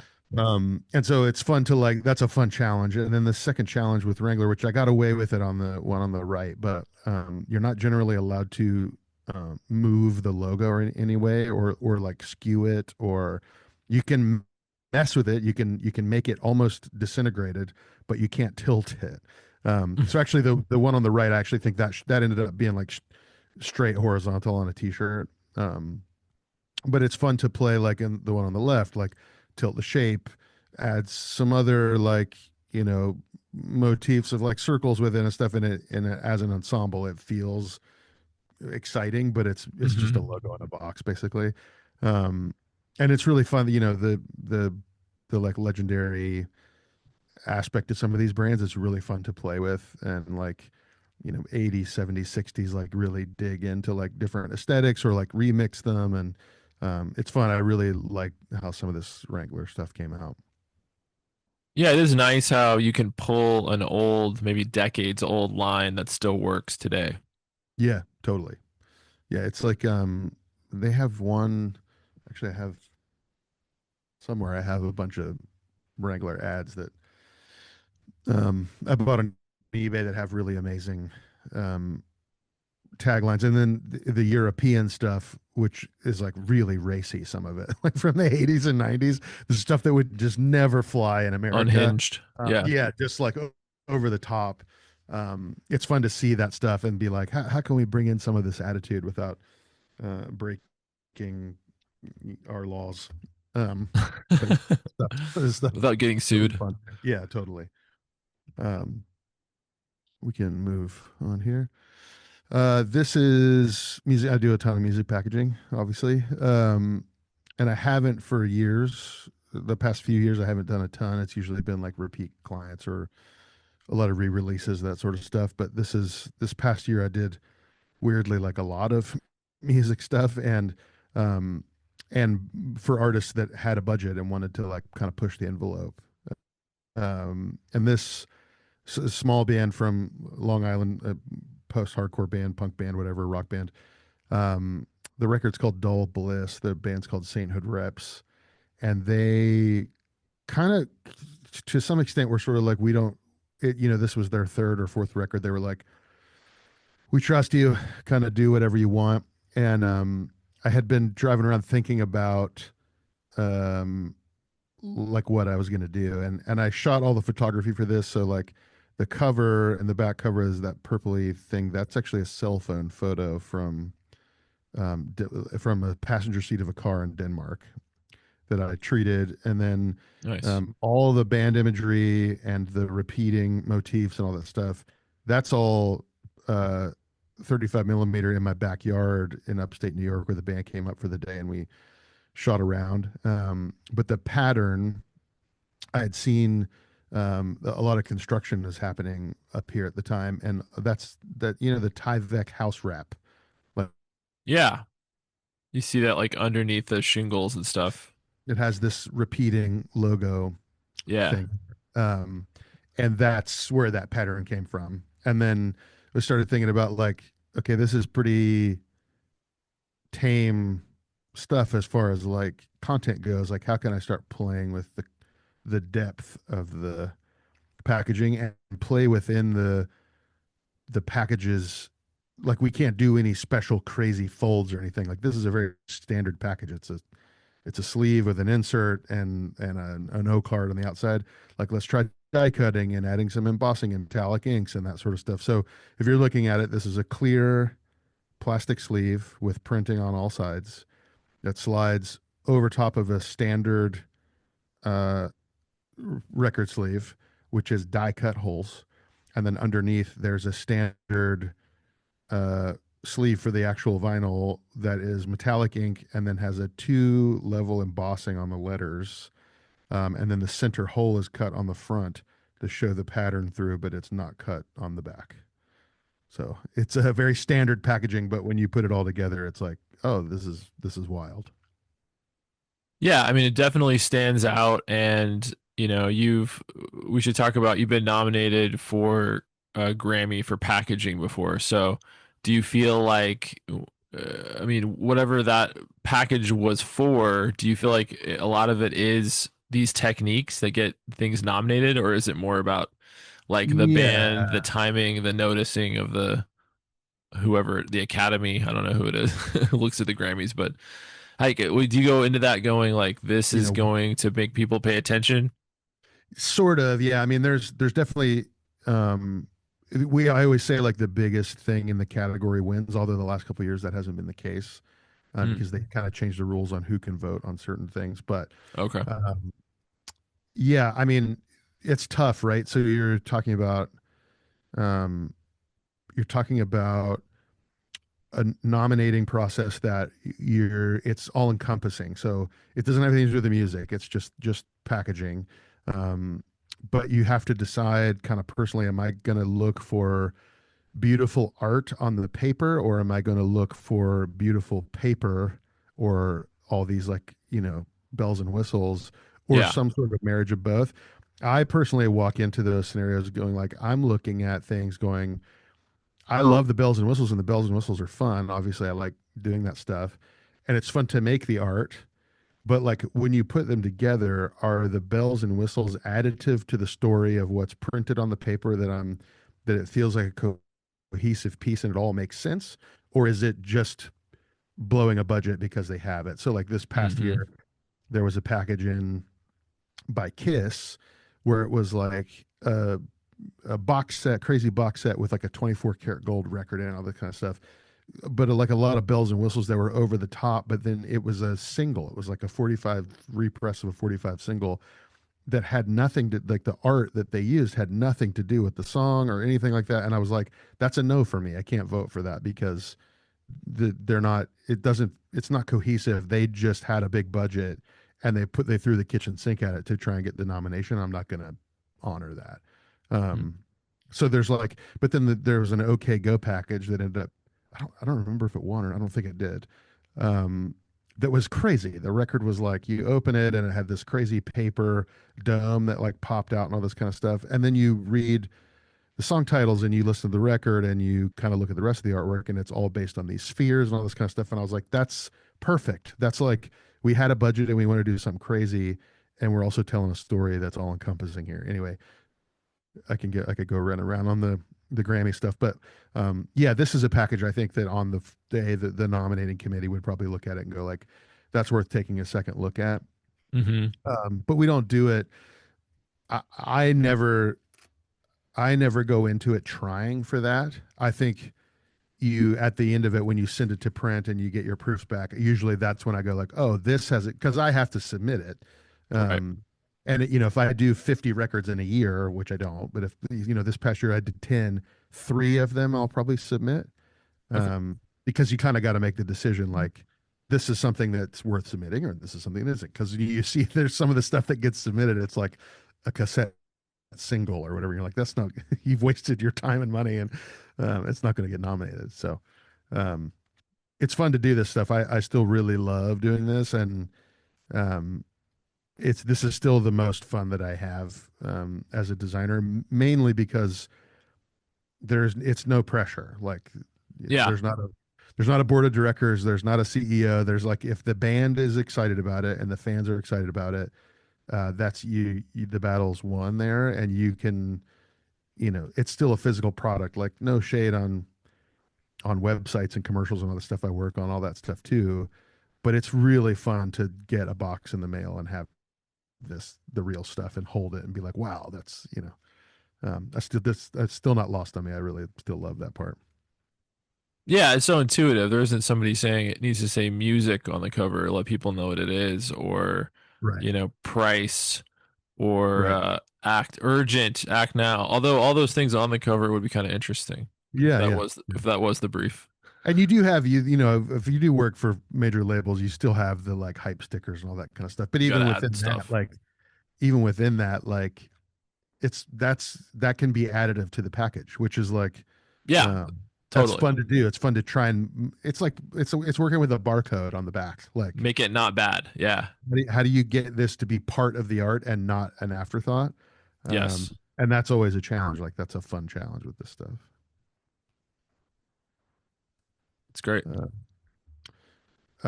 This is the stuff for Stetson, another heritage brand.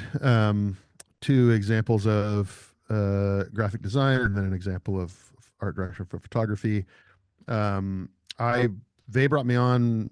That's been a year or two ago, to do a shoot, to art direct a photo shoot for hats. They were basically like they have an entire line of outdoor specific hats that are crushable. They're felt hats, but you can kind of roll them up and put them in a backpack, and then you can pop them back out. Um, Hmm. and we were trying to expand, outside of the cowboy world. We were trying to Yeah. expand, so we went out to the Pacific Northwest and hiked around and shot with a couple models that were great. And it was fun to work within their confines of their rules. They have we talk about when I started there, they were like, we are the inventor of the cowboy hat, but and cowboys wear Stetson, but they're considered dress hats. They're very expensive and nice. And like rodeo cowboys are using Resistol hats, which is a separate company. And they were like, so we need to sell the romance of the West. We can't necessarily show real cowboys like pitching hay. We just need to show somebody like leaning on a pitchfork at like that sort of thing. Um, so it's a fun challenge, and they have rules about like the head when you shoot, the head's got to be tilted a certain way, and the hat can't be shown at a certain angle, and like all this kind of stuff. Oh, funny. And there's a weird consideration when you're casting for these shoots. Not everybody looks good in a hat, so you like a lot of the self tapes. It's like I need you to send me an iPhone video of you putting the hat on and taking it off, and like what does the person's head look like in the hat, because that's a big consideration. And then the two graphic design things are this was their 160th anniversary this year, which is crazy. How often do you get to work on Yeah, something that's like that? that's the for an American Especially, company, yeah, that's especially in wild. America.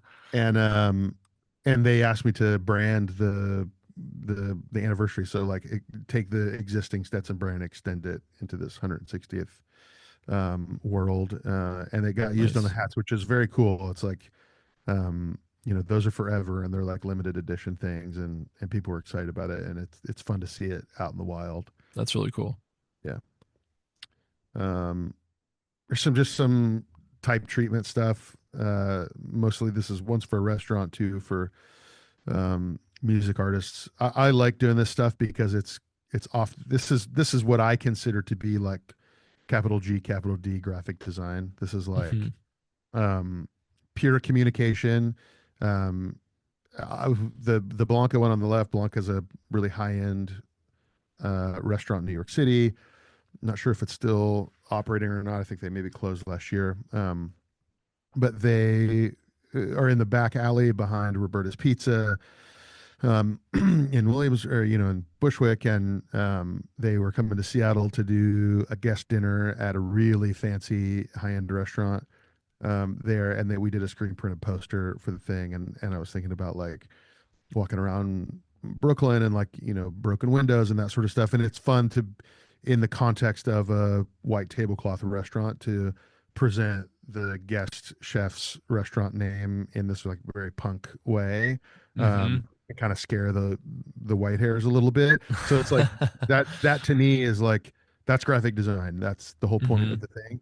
Godspeed You Black Emperor, legendary instrumental post rock band from Canada, very like esoteric and ethereal, and you kind of close your eyes and see shapes. This to me communicates what their music feels like. It's like, um, and someone in the band they do live projection with 35 millimeter film. It's different every day. They like go to antique stores wherever they are and buy up all the film they can, and he like burns it live, and like it's this whole thing.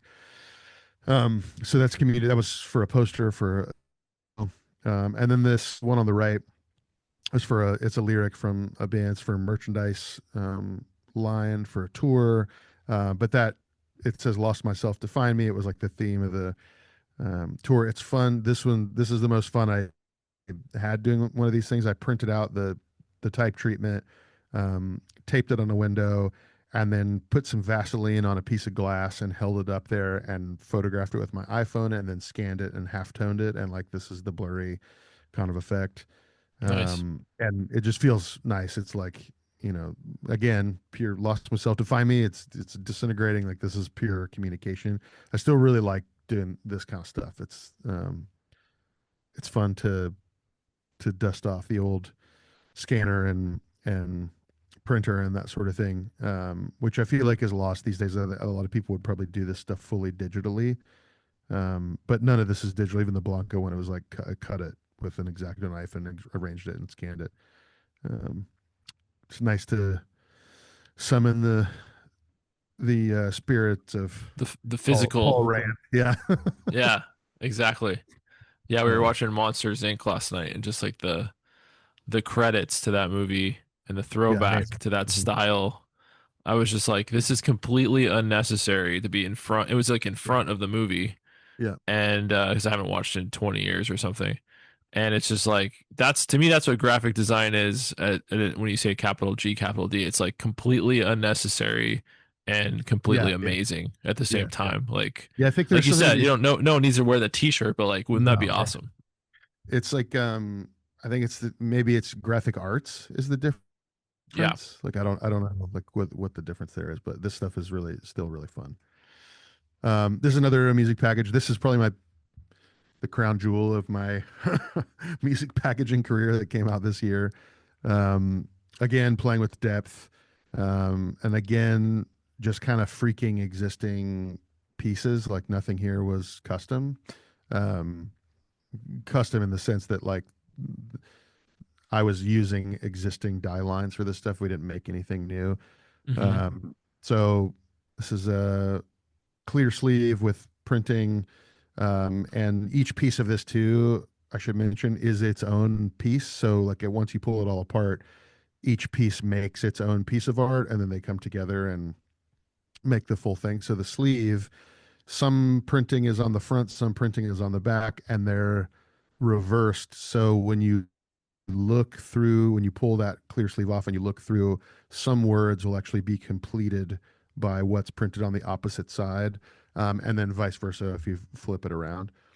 Nice. And that's over top of a gatefold, that's die cut on all four sides, in different ways. They have the die cuts kind of like intersect in interesting ways.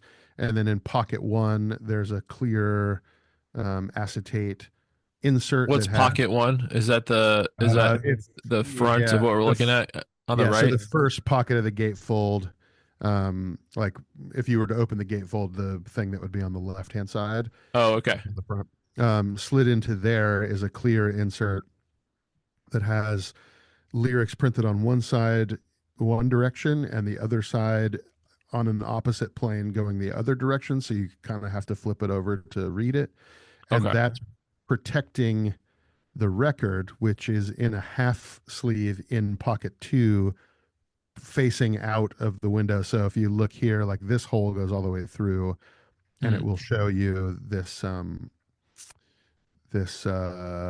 piece of the record here. So once you slide that through, you can see the color variant of the record, and these lyrics that are printed on this sleeve show over top of it. So it's like Oh, very that's so confusing. cool. You can see the Um, record color. Like if you're at the show, you yeah, can like pick yeah. the So if record color you want. there's five That's different awesome. variants. Yeah. Each cover is going to look a little different because Oh, I you'll love that. I don't think I've ever seen that before, where yeah. you could see the color. Yeah. And then this blue here is because that's printed on the inside of the other side of the gatefold. So Okay. When you open the pocket and look inside, it's like kind of this blue texture. And most people don't know the mechanics of putting these together, but when they print a gatefold, it's printed flat, four pieces, and then it's folded and then folded again. So you can't actually die cut all the way through because thickness of paper and everything, it's everything's going to shift. So there was a lot of engineering that went into this of die cutting the cover panel and testing it and folding it and being like, okay, we need to make the second hole in succession just a pinch bigger so that when it actually is folded, it does appear that the hole goes all the way through and it's not misregistered. And then when you turn it over, you see this sort of blue outline around every hole moving back through in succession. So every angle had to be tested in some sort of decoration. So it didn't, there was no like white paper anywhere basically. Um, Between this one and Great. the other record sleeve you showed, what percentage are you showing them in the first presentation to the band? Is this pretty much like sketched out like it is here? Is it like half done? Is it 10% Um, and then you get like a this check and you move on? this one was this was the idea from the beginning. That this is the first thing I showed them.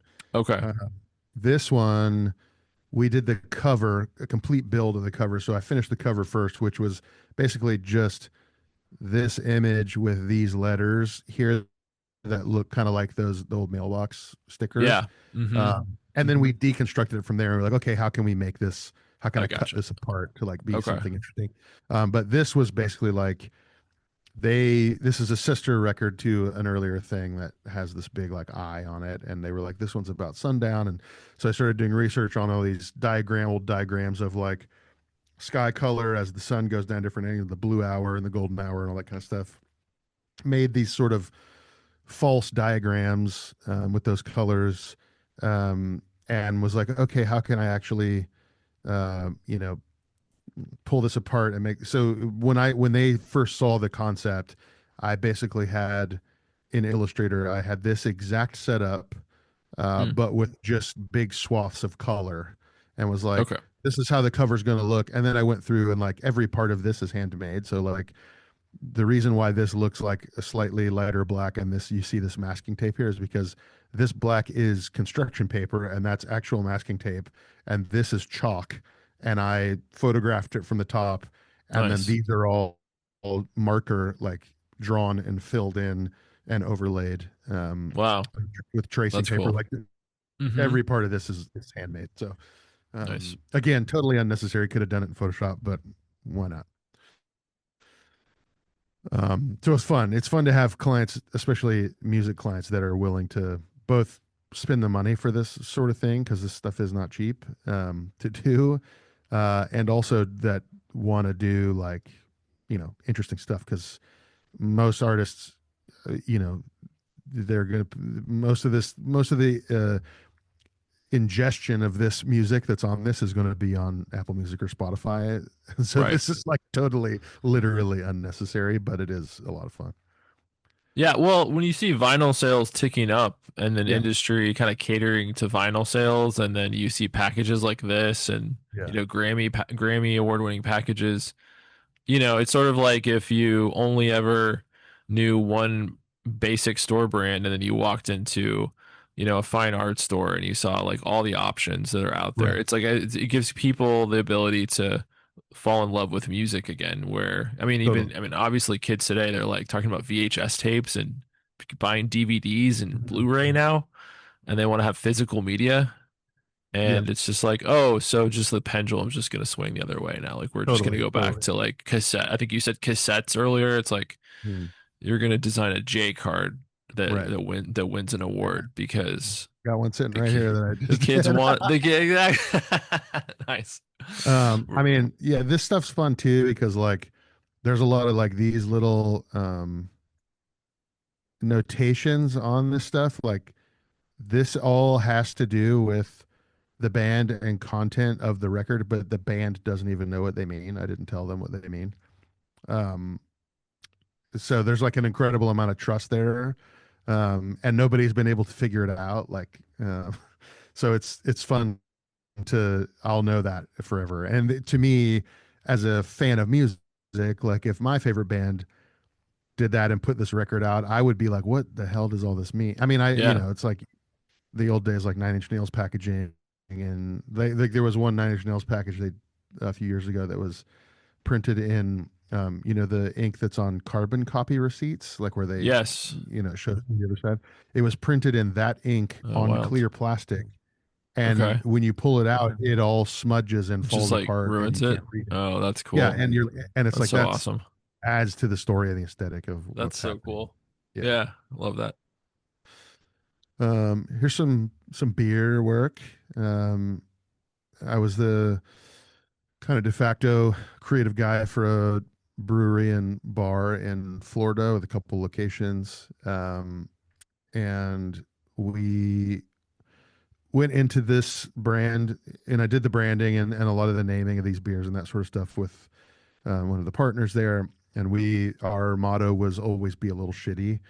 Um, and there was no brand guide, there was no nothing. So it was, we were like, okay, we know we're going to use these colors, and here's the logo, and otherwise everything's kind of up for grabs. Um, and so every beer we did, like, 30 or 40 beers. I don't remember now how many we did, but every beer we would go into it being like, what do we want to call it? And what do we want this label to look like? And we just did it. And some stuff got kicked back by the alcohol board for the state, where you're like, you can't say that on a label. But most of the time we got, stuff got pushed through. So like the beer on the bottom right there is called, this little gator guy that we came up with, his name, we called him Bruce. Um, and we were doing like I think this is like a birthday cake beer of some kind. And this beer is literally called Darn It, Bruce, you spilled all the sprinkles and you made a mess. And we just did this, like, all these sprinkles on the beer can, and It's fun. everything It's great. that we did there, everything that we did there is printed direct to aluminum, so there's no white undertone or anything. So it all is actually this shiny and like reflective. Hmm. It's just, I don't know, it's really fun to experiment with stuff and have no rules, and that's so rare. And it was a lot of fun to, like, make a lot of this stuff and kind of push the envelope. And this was, some of these were years and years ago, when most craft beer was a sticker on the can of a wizard coming out of the ocean, and it was called like the Kraken or whatever. And at least in Florida, we were absolutely the first people doing this, like, fucked up hippie stuff, Uh-huh. weed stuff. Now I feel like this kind of stuff is the norm. There was, at the time, it was like us and um, McKellar and Denmark and Omnipolo, and there were a few other breweries worldwide doing it. And so this kind of stuff, now it's hard to imagine, but like that Deluge watermelon beer, that on the counter, on the display at Whole Foods, there was nothing that looked like that on the Yeah. shelf. So it was like, Right. that was part of our success at the time, was that it was like, what is this Yeah. stupid thing? And it's all sense of humor stuff. It's like, everything, like the IPA is called cold. That's the kind of cold because it's meant to be served at a different temperature. But the IPA is called cold IPA, and for a long time the Pilsner was called Pilsner. And Green Dart is what it ended up being called, because a friend of the brewery called cigarettes darts, and we were hanging out one night, and the old Pilsner can was just a green can. And he said, hand me a green dart. And we were like, that's the name of the Pilsner. So it was just like, that's Yeah. having that sort of stuff where it's like, Easy. yeah, absolutely easy. And everything was meant everything and also nothing. And it was just a blast to make all this stuff. Yeah, it looks like a lot of fun. I mean, you can see the fun all over each piece, from the type to the color to, you know, the naming. It's like the whole thing. It's kind of like the vinyl thing where you exhaust all options, but Right. through a lens of like a brewery. Yep. Like what Totally. how much fun can we have? Yeah. Sending these labels to print, printers, Probably wasn't as fun. printers they don't They don't get it. They don't have They did fun. not get it. Yeah. They were They like, hate you. They're like, are these you don't sure line up. you can't even read this? And I'm like, yeah, exactly. Um, Are you sure? That's funny. Yeah. These are movie posters. Sovereign is a film that I worked on with some of this stuff with. Came out last year, premiered at Tribeca. Um, Really fun to work on, mainly because I hadn't really, most people don't know, but there's a couple of agencies in LA that basically do all film posters. Okay. And I ended up, the producer is a really good friend of mine. He wanted me to um, pitch some stuff, and they really loved it, and the director really loved it. But then when they got a distribution deal, the distributor was like, "No, we don't know who this guy is. We're going to go with one of the big three." So one of those people ended up actually getting the theatrical for this, and it looks eerily like the one on the left, Hmm. which is fine. But it was fun to explore this and like see. I got to go to Tribeca and see the film Oh, and look awesome. see stills and like all that kind of stuff early, and it's fun to be involved with this sort of thing, and I really like doing this stuff. Um, but like I said, it's a rightfully so. It's a very gate kept industry, and there's a lot Mm-hmm. of contractual stuff that goes into this. Like if I think if you ever see a movie poster where there's a trio of heads there, and then at the top of the poster when there's the names of the actors, they're always in a different order than what's in the photograph, Yeah. Why is and that? that it's all contracts. So they'll be like, Okay. so and so's head has to be this Gwyneth percentage has to be larger, first. yeah, Mm-hmm. larger than the other actor, but then the other actor has in their top line contract that their name has to always appear first, and so, and then marketing gets involved, and they're Okay. like this person, and so there's a million rules and regulations, which is why that it is so gate kept because imagine like a young freelancer getting the gig and having to deal with all the like business bullshit stuff. It's like nearly impossible to wrap your head around. Yeah. Um, so yeah, it's That's like, funny. yeah, but it's fun to work on. You wouldn't think that cinema or movie posters would be regulated like finance Oh, it's yeah, websites, yeah, it's but they really are. wild. Yeah, and even in the billing block at the bottom, this thing here, there's like a particular order things have to go in, and there's a particular font things have to, Mm-hmm. and size of title on the poster, like sovereign is the title of the poster. These names have to be a certain percentage of the line Of the height poster. of the lettering of the That's title. interesting. That's funny. Yeah, so there's like things like that that are like, like this one didn't fly. These names are way too small. Like they had to be Okay. way bigger. So anyway, this stuff's really fun. Hmm. These are in here for fun. These are three covers I did for artists that um, are were not used, or the one in the middle I actually lost the gig. This one they went with a different version, and this one is a project that got canceled that'll probably never come out. But it's fun to see this stuff because most of the time, especially in music, my favorite work is the stuff that never gets seen. Um, like the one on the left.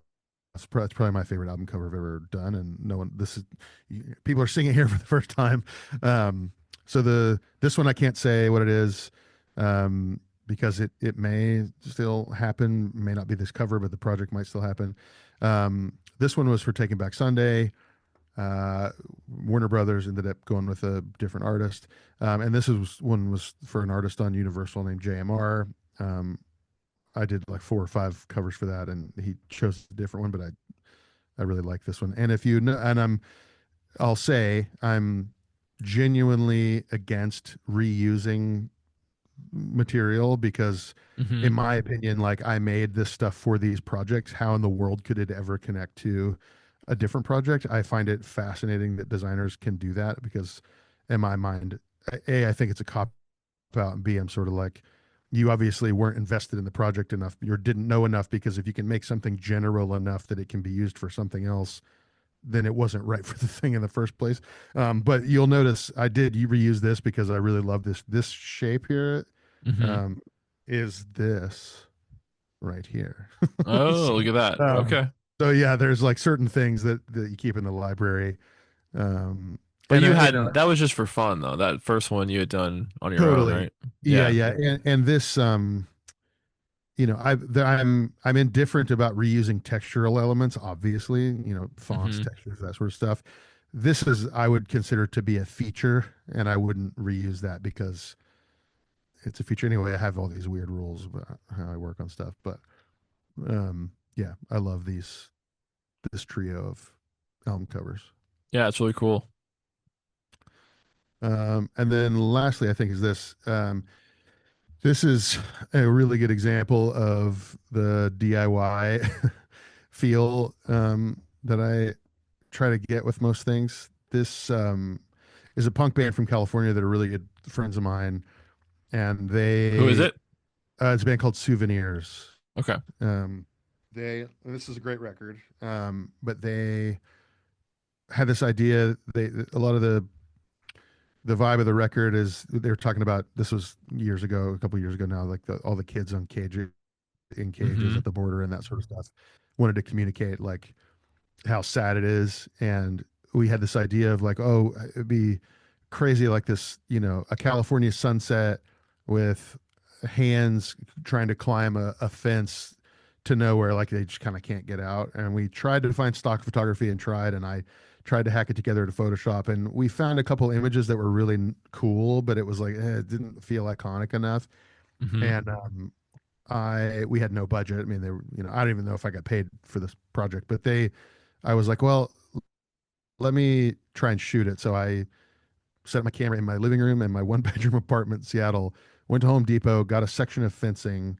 That's my sister-in-law on the floor.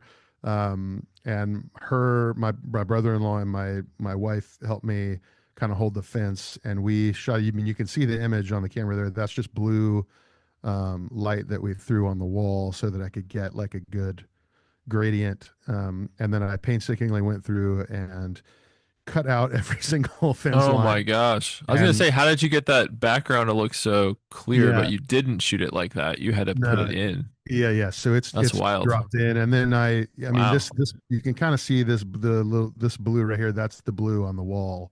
Hmm. And I kind of had to go through and color different things and retouch out some weird shadows and that sort of stuff. And yeah, I'm really happy with how this came out. I really love that photograph, partially because I love how actually kind of incorrect the light is. Like Uh-huh. it looks like a studio setup in the best way. Like it feels like an 80s hair metal cover to me or something. Like Yeah. uh, it's like a weird flash photograph, but the sky, the light's coming from a different angle. And yeah, I love the way that came out. I'm pretty proud of that. But Yeah, it yeah, does grab you. Like the hands do look so detailed yeah, against the yeah, sky where if I was like looking at a record store, it would definitely grab me. yeah. Right on. Yeah, that was fun. Do it yourself, kids. It's Do it yourself. Shoot it yourself. Put some yeah, Vaseline in front of the lens yourself. that's right. That's Have right. your kids And shoot. My latest idea is have the kids shoot it. Give the kids yeah, disposable cameras there and you go. let kids run around and shoot all the stuff and then use that. Yeah. I mean, a couple of years ago I was on a shoot um and we didn't have any money. I was supposed to be art directing it and we didn't have the money to spend for a photographer. And it was a full shoot and stylist and the whole thing, and I ended up having to shoot it. And I'm not a photographer. I know my way around a camera out of necessity. Hmm. But the strength is that I know what I'm looking for in the outcome, so I know how to capture it enough that I can make it what I need it to be in the at the end. And there was a stylist, a prop stylist on the set. I was complaining about having to shoot it, and he was like, "You know what? I think it should be a prerequisite for art directors to know their way around a camera." And that stuck with me, and I think that is a prerequisite. I think Yeah. at the end of the day the art director should be able to step in and shoot it. It's why and this is a hot take, but I have a big problem with mock-ups in portfolios Hmm. and mock-up culture in general. Like as a graphic designer, like you can see it sort of behind me, but I have a full lighting setup and a decent enough camera that like with my print projects I can shoot them on a white background for my portfolio, that sort of thing. But even like business cards and that sort of stuff, if I want to put that in my portfolio, I if I don't have them, I will get them printed and I will set up a thing here and shoot it myself. For example, I did a logo for a coffee shop. They're in LA. He's not going to ship me cups to, Mhm. that's silly. Right. So I got a stamp made of the logo. I have a coffee shop downstairs here in the building that I'm in my office. I'm going to go down there and get a coffee cup. I'm going to stamp it with his logo on it, and I'm going to shoot it here like it's his coffee cup because that's what it takes. I could buy a mock-up that every other design studio on earth has, Hmm. or I can, and for the cost of $80, do it myself and have it and experiment with it and make it my own, and it will look like no one else's portfolio. And I think it's absurd to, and pitch decks is one thing. Like, you got to pitch artwork. I use mock-ups for pitching all the time. But like when you're showing your work, man, if you're doing a logo for a car cleaning business and you do their business card and you're proud of it and you put it in a mock-up where it's floating in the air or it's underwater or some shit that has nothing to do with the client, like, don't do that. Just shoot it. Just print out a business card, go to the guy's garage and be like, hey, can I stand here for 15 minutes and photograph this on a greasy workbench or something? Make it tell the story of like what you're showing. Context is everything. um and you do it yourself, man. Like, don't either take the time and do it or don't do it at all. That's generally my point of view. Yeah, especially with the AI flattening, where you can just put a logo and say put it on a business card underwater, and it's Totally. done. And then everybody else can do that too, and it looks exactly the same. No one's gonna be able to go find the greasy table No. down the street and then shoot that. Like that's unbelievable. Right. And I feel like that's what's gonna stand out as things go back to craft a little bit after we get this mediocre middle out of our system. I think it's that type of stuff where people's minds are going to be blown that you tell them, no, you get a camera and you shoot it in real life and you make sure the lighting looks good. Yeah. And Yeah. then it's like, lighting? What? Yeah. Camera? Yeah. I mean, I think there's a like a quote, that's not my jobness, Hmm. going on a little bit, but I Okay. would argue it is your job. Yeah. Yeah. Every job is your job, Yeah. actually, until if you're trying to make something good. I mean, it's just, or it's Well, not, and then it's not good. if you look at it like a film director, it's like the director of the film may not know the ins and outs of the RE camera the way the cinematographer does, but if need be, that director can jump behind that camera and shoot it himself. You basically Mhm. have to have a working knowledge of everyone on job's set. Otherwise, how can you direct them? Like, that's the whole point of being there, is that Right. you know what it takes to get certain things, or you know how to call out certain things. And of course, lean on the experts. Like, I'm not good at lighting there, but there's a lighting guy there who I understand his language or her language, and I know how to communicate with that person to say, this is what I'm looking for. Why don't we try this gel or this light or this? There's this temperature. Like I understand enough of that stuff that I can communicate with people, and that's the whole job. So Right. if you're phoning it in like that, like that's my thing with to young designers all the time, is like, you got to know what you're talking about. um, you don't have to do it, but you got to know what you're talking about. And then in order to know what you're talking about, you need to play around with it. Like, go buy a cheap camera and a $20 light kit on Amazon and look through the lens and understand what the light does to the scene, so that when you're in a scenario where you're doing the real thing and you've got a photographer there that you're paying 20 grand, you're not wasting anybody's time and you know what you're talking about.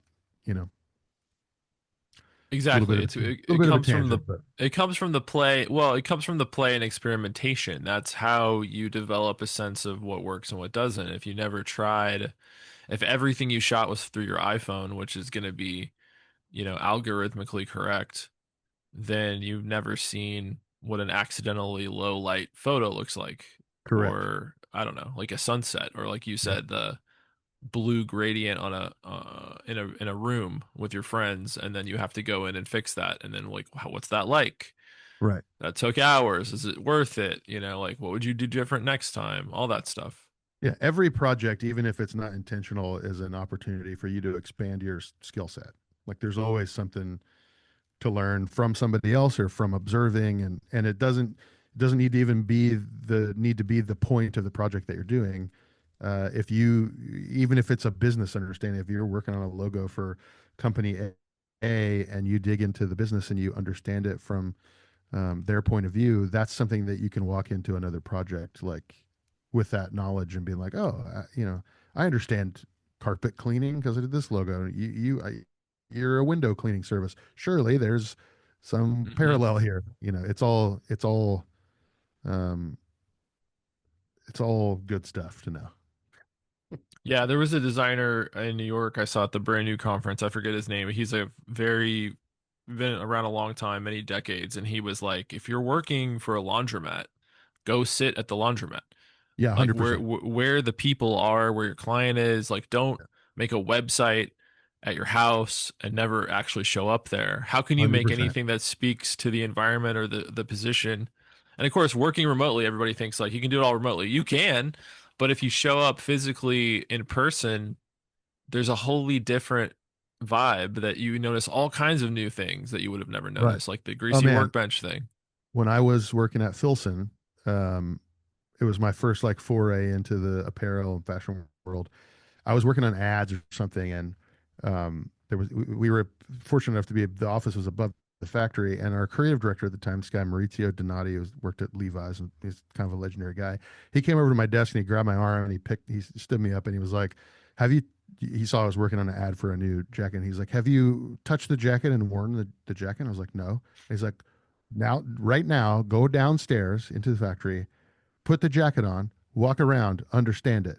You can't work on fashion stuff unless you understand what the fabric's doing and like how it drapes and all that kind of stuff." And I was like, "This is stupid." And I went down, and I did it, but it changed it. That Did it help you? conversation changed the entire course of everything for me.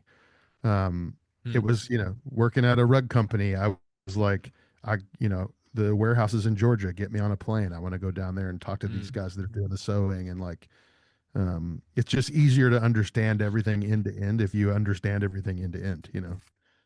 Yeah. Um, yeah. Yeah. Yeah, we're trying to pitch Bob's Red Mill. That's one of my ideas here. Yeah, It's yeah. it's here in Portland, and I want to Are they in go. Portland? Yeah, it's like a I didn't know few that. miles from my house here, and I think Bob like died last year, Yeah, and I never got the chance to do the tour or anything. It's like right here, and I was thinking we should go do the tour. We should write down a bunch of ideas. We should just throw it at them and say like, can we help you with some ideas and some writing and see because like it's such a physical thing, like you know millet, wheat, bread yeah, flour, all that stuff is so interesting. I mean, they could be doing so many interesting things tactically and physically and photography and storytelling and totally, they have such a great product. And I was just thinking if you just put that under the same lens as fashion or whatever we're talking about, these elements, uh, you would have a very compelling reason to go choose that over uh, whatever King Flower, King yeah, Arthur 100%. Flower or whatever. Yeah, It's like it's there's so many reasons to get into it. And yeah, it's like how do you treat that like you would a fashion client or a music client? Like there's just packaging. There's so many interesting things there. Um I just started salivating thinking about the whole like working with a brand like that over a long time. I was like that would just be so incredible. So I'm putting that out in the totally. world Yeah, that we get to do that's a that. great client. Yeah. That's on my list. Do you have a list still to tackle of like dream client that you're trying to Um, yeah, I mean, a there's little all bit? kinds. Yeah, I Yeah. mean, I, a lot of them are like, I'm really interested in the high fashion heritage brands, Mm-hmm. like Like what's an Hermes, example? Hermes. Okay. Hermes and Loewe, these companies that have been around for 150 years or Mm-hmm. whatever, or more in some cases. Mm-hmm. Um, but they're fashion specifically, but they have such a rich history and they've kind of Mm-hmm. maintained Mm-hmm. the allure. I think there's something to, and especially a company like Hermes where everything is handmade or whatever. There's such a level of craft there that's Yeah. just kind of unmatched, and you're sort of like once you understand how a leather bag or something like that gets made, it's it may still feel absurd to pay a couple $1,000s for something like that, but you can understand why it's a couple $1,000s. You Right. can the level of dedication that people have given to that thing. There's a million Japanese companies like that, and um, yeah, I think that's something we have a hard time. America is such a manufacturing, even though we don't really manufacture anything anymore. We, as a country, Right. we understand craft as manufacturing. And a Yeah. lot of these old European and Japanese brands and stuff, it's the opposite of that. It's small producers, it's craft. It's craft. I mean, I'm really glad the shaker thing is coming back, when people are getting more interested in the shakers, because there's such a like, it's the opposite of it's making what you need at a very high level and not in a passive way. Mm. And that is the opposite of American culture and as a whole. And there's nothing wrong with big manufacturing and mass production and stuff, Eames, all that stuff. Like there's merit to that stuff too. um I think it's when you understand somebody who's dedicated their life to making something at an extremely high level, it is really interesting and worth investigating, and getting to know those people a lot more. Bob's Red Mill is a great example of that. Like, I'd love to do something with Macintosh amps. Mm. Um, I don't know. There's a million. I have a million. Yeah. Would you ever just throw them like, "Hey, I want to work with you. Here's some thoughts," or does that not work? Does that I not mean, I really work? could. I think that's the opposite of my personality. I'm the Yeah. worst. Like, if you go to my website right now, it's locked up. My Instagram doesn't have anything on it. Like, I am the worst about showing work and talking about work and all that kind of stuff. I don't have that gene, I don't think. Okay. So like cold emailing a client seems crazy to me, but I know people do it and they're really successful with it. Um, I'd be like, my thing would be like, I would email them and they'd be like, yeah, let's talk. And I'd be like, oh shit, now I have to, Now I have to talk. yeah, I have to talk. That's funny. Yeah. Yeah, you got your Filson article comes up on page one. That's pretty cool. Oh, when I was working there, I You wrote a did. blog. Yeah. Yeah, yeah. So that helps. But all right. Well, thank you for jumping on. Thank you for doing this and talking us through the work. I think it's awesome to see people sharing work again and just like looking for reasons to do that. I feel like I don't see that. I was just mourning like the old design culture as far as like people standing up and saying, "Here's what I've done." I Yeah, just yeah. don't know where that happens anymore. Maybe it Remember, happens, but if I was thinking about K10K the other day. Remember that? yeah. Yeah, K10K, Surf Station and Design is Kinky and all those stuff. I mean, there was like I'm not saying like the past was the best, like that was the best version of it, but the fact that like people were like where's the hacker news for designers? Like Yeah, where's the like I made this and like people are upvoting it or people are going, this is awesome. yeah. Because like I see a I lot mean, on yeah. Twitter, but it's just like I always say, I did an AI company on Twitter. no shade to the people who run that website brand new. I think it's a really cool resource and a great website. But the people in the comments there, that is Yeah. the equivalent of a Greyhound station bathroom. That is the dumbest place on earth. And it's like, if you go read some of the stuff, it'll be like work that's like objectively well done.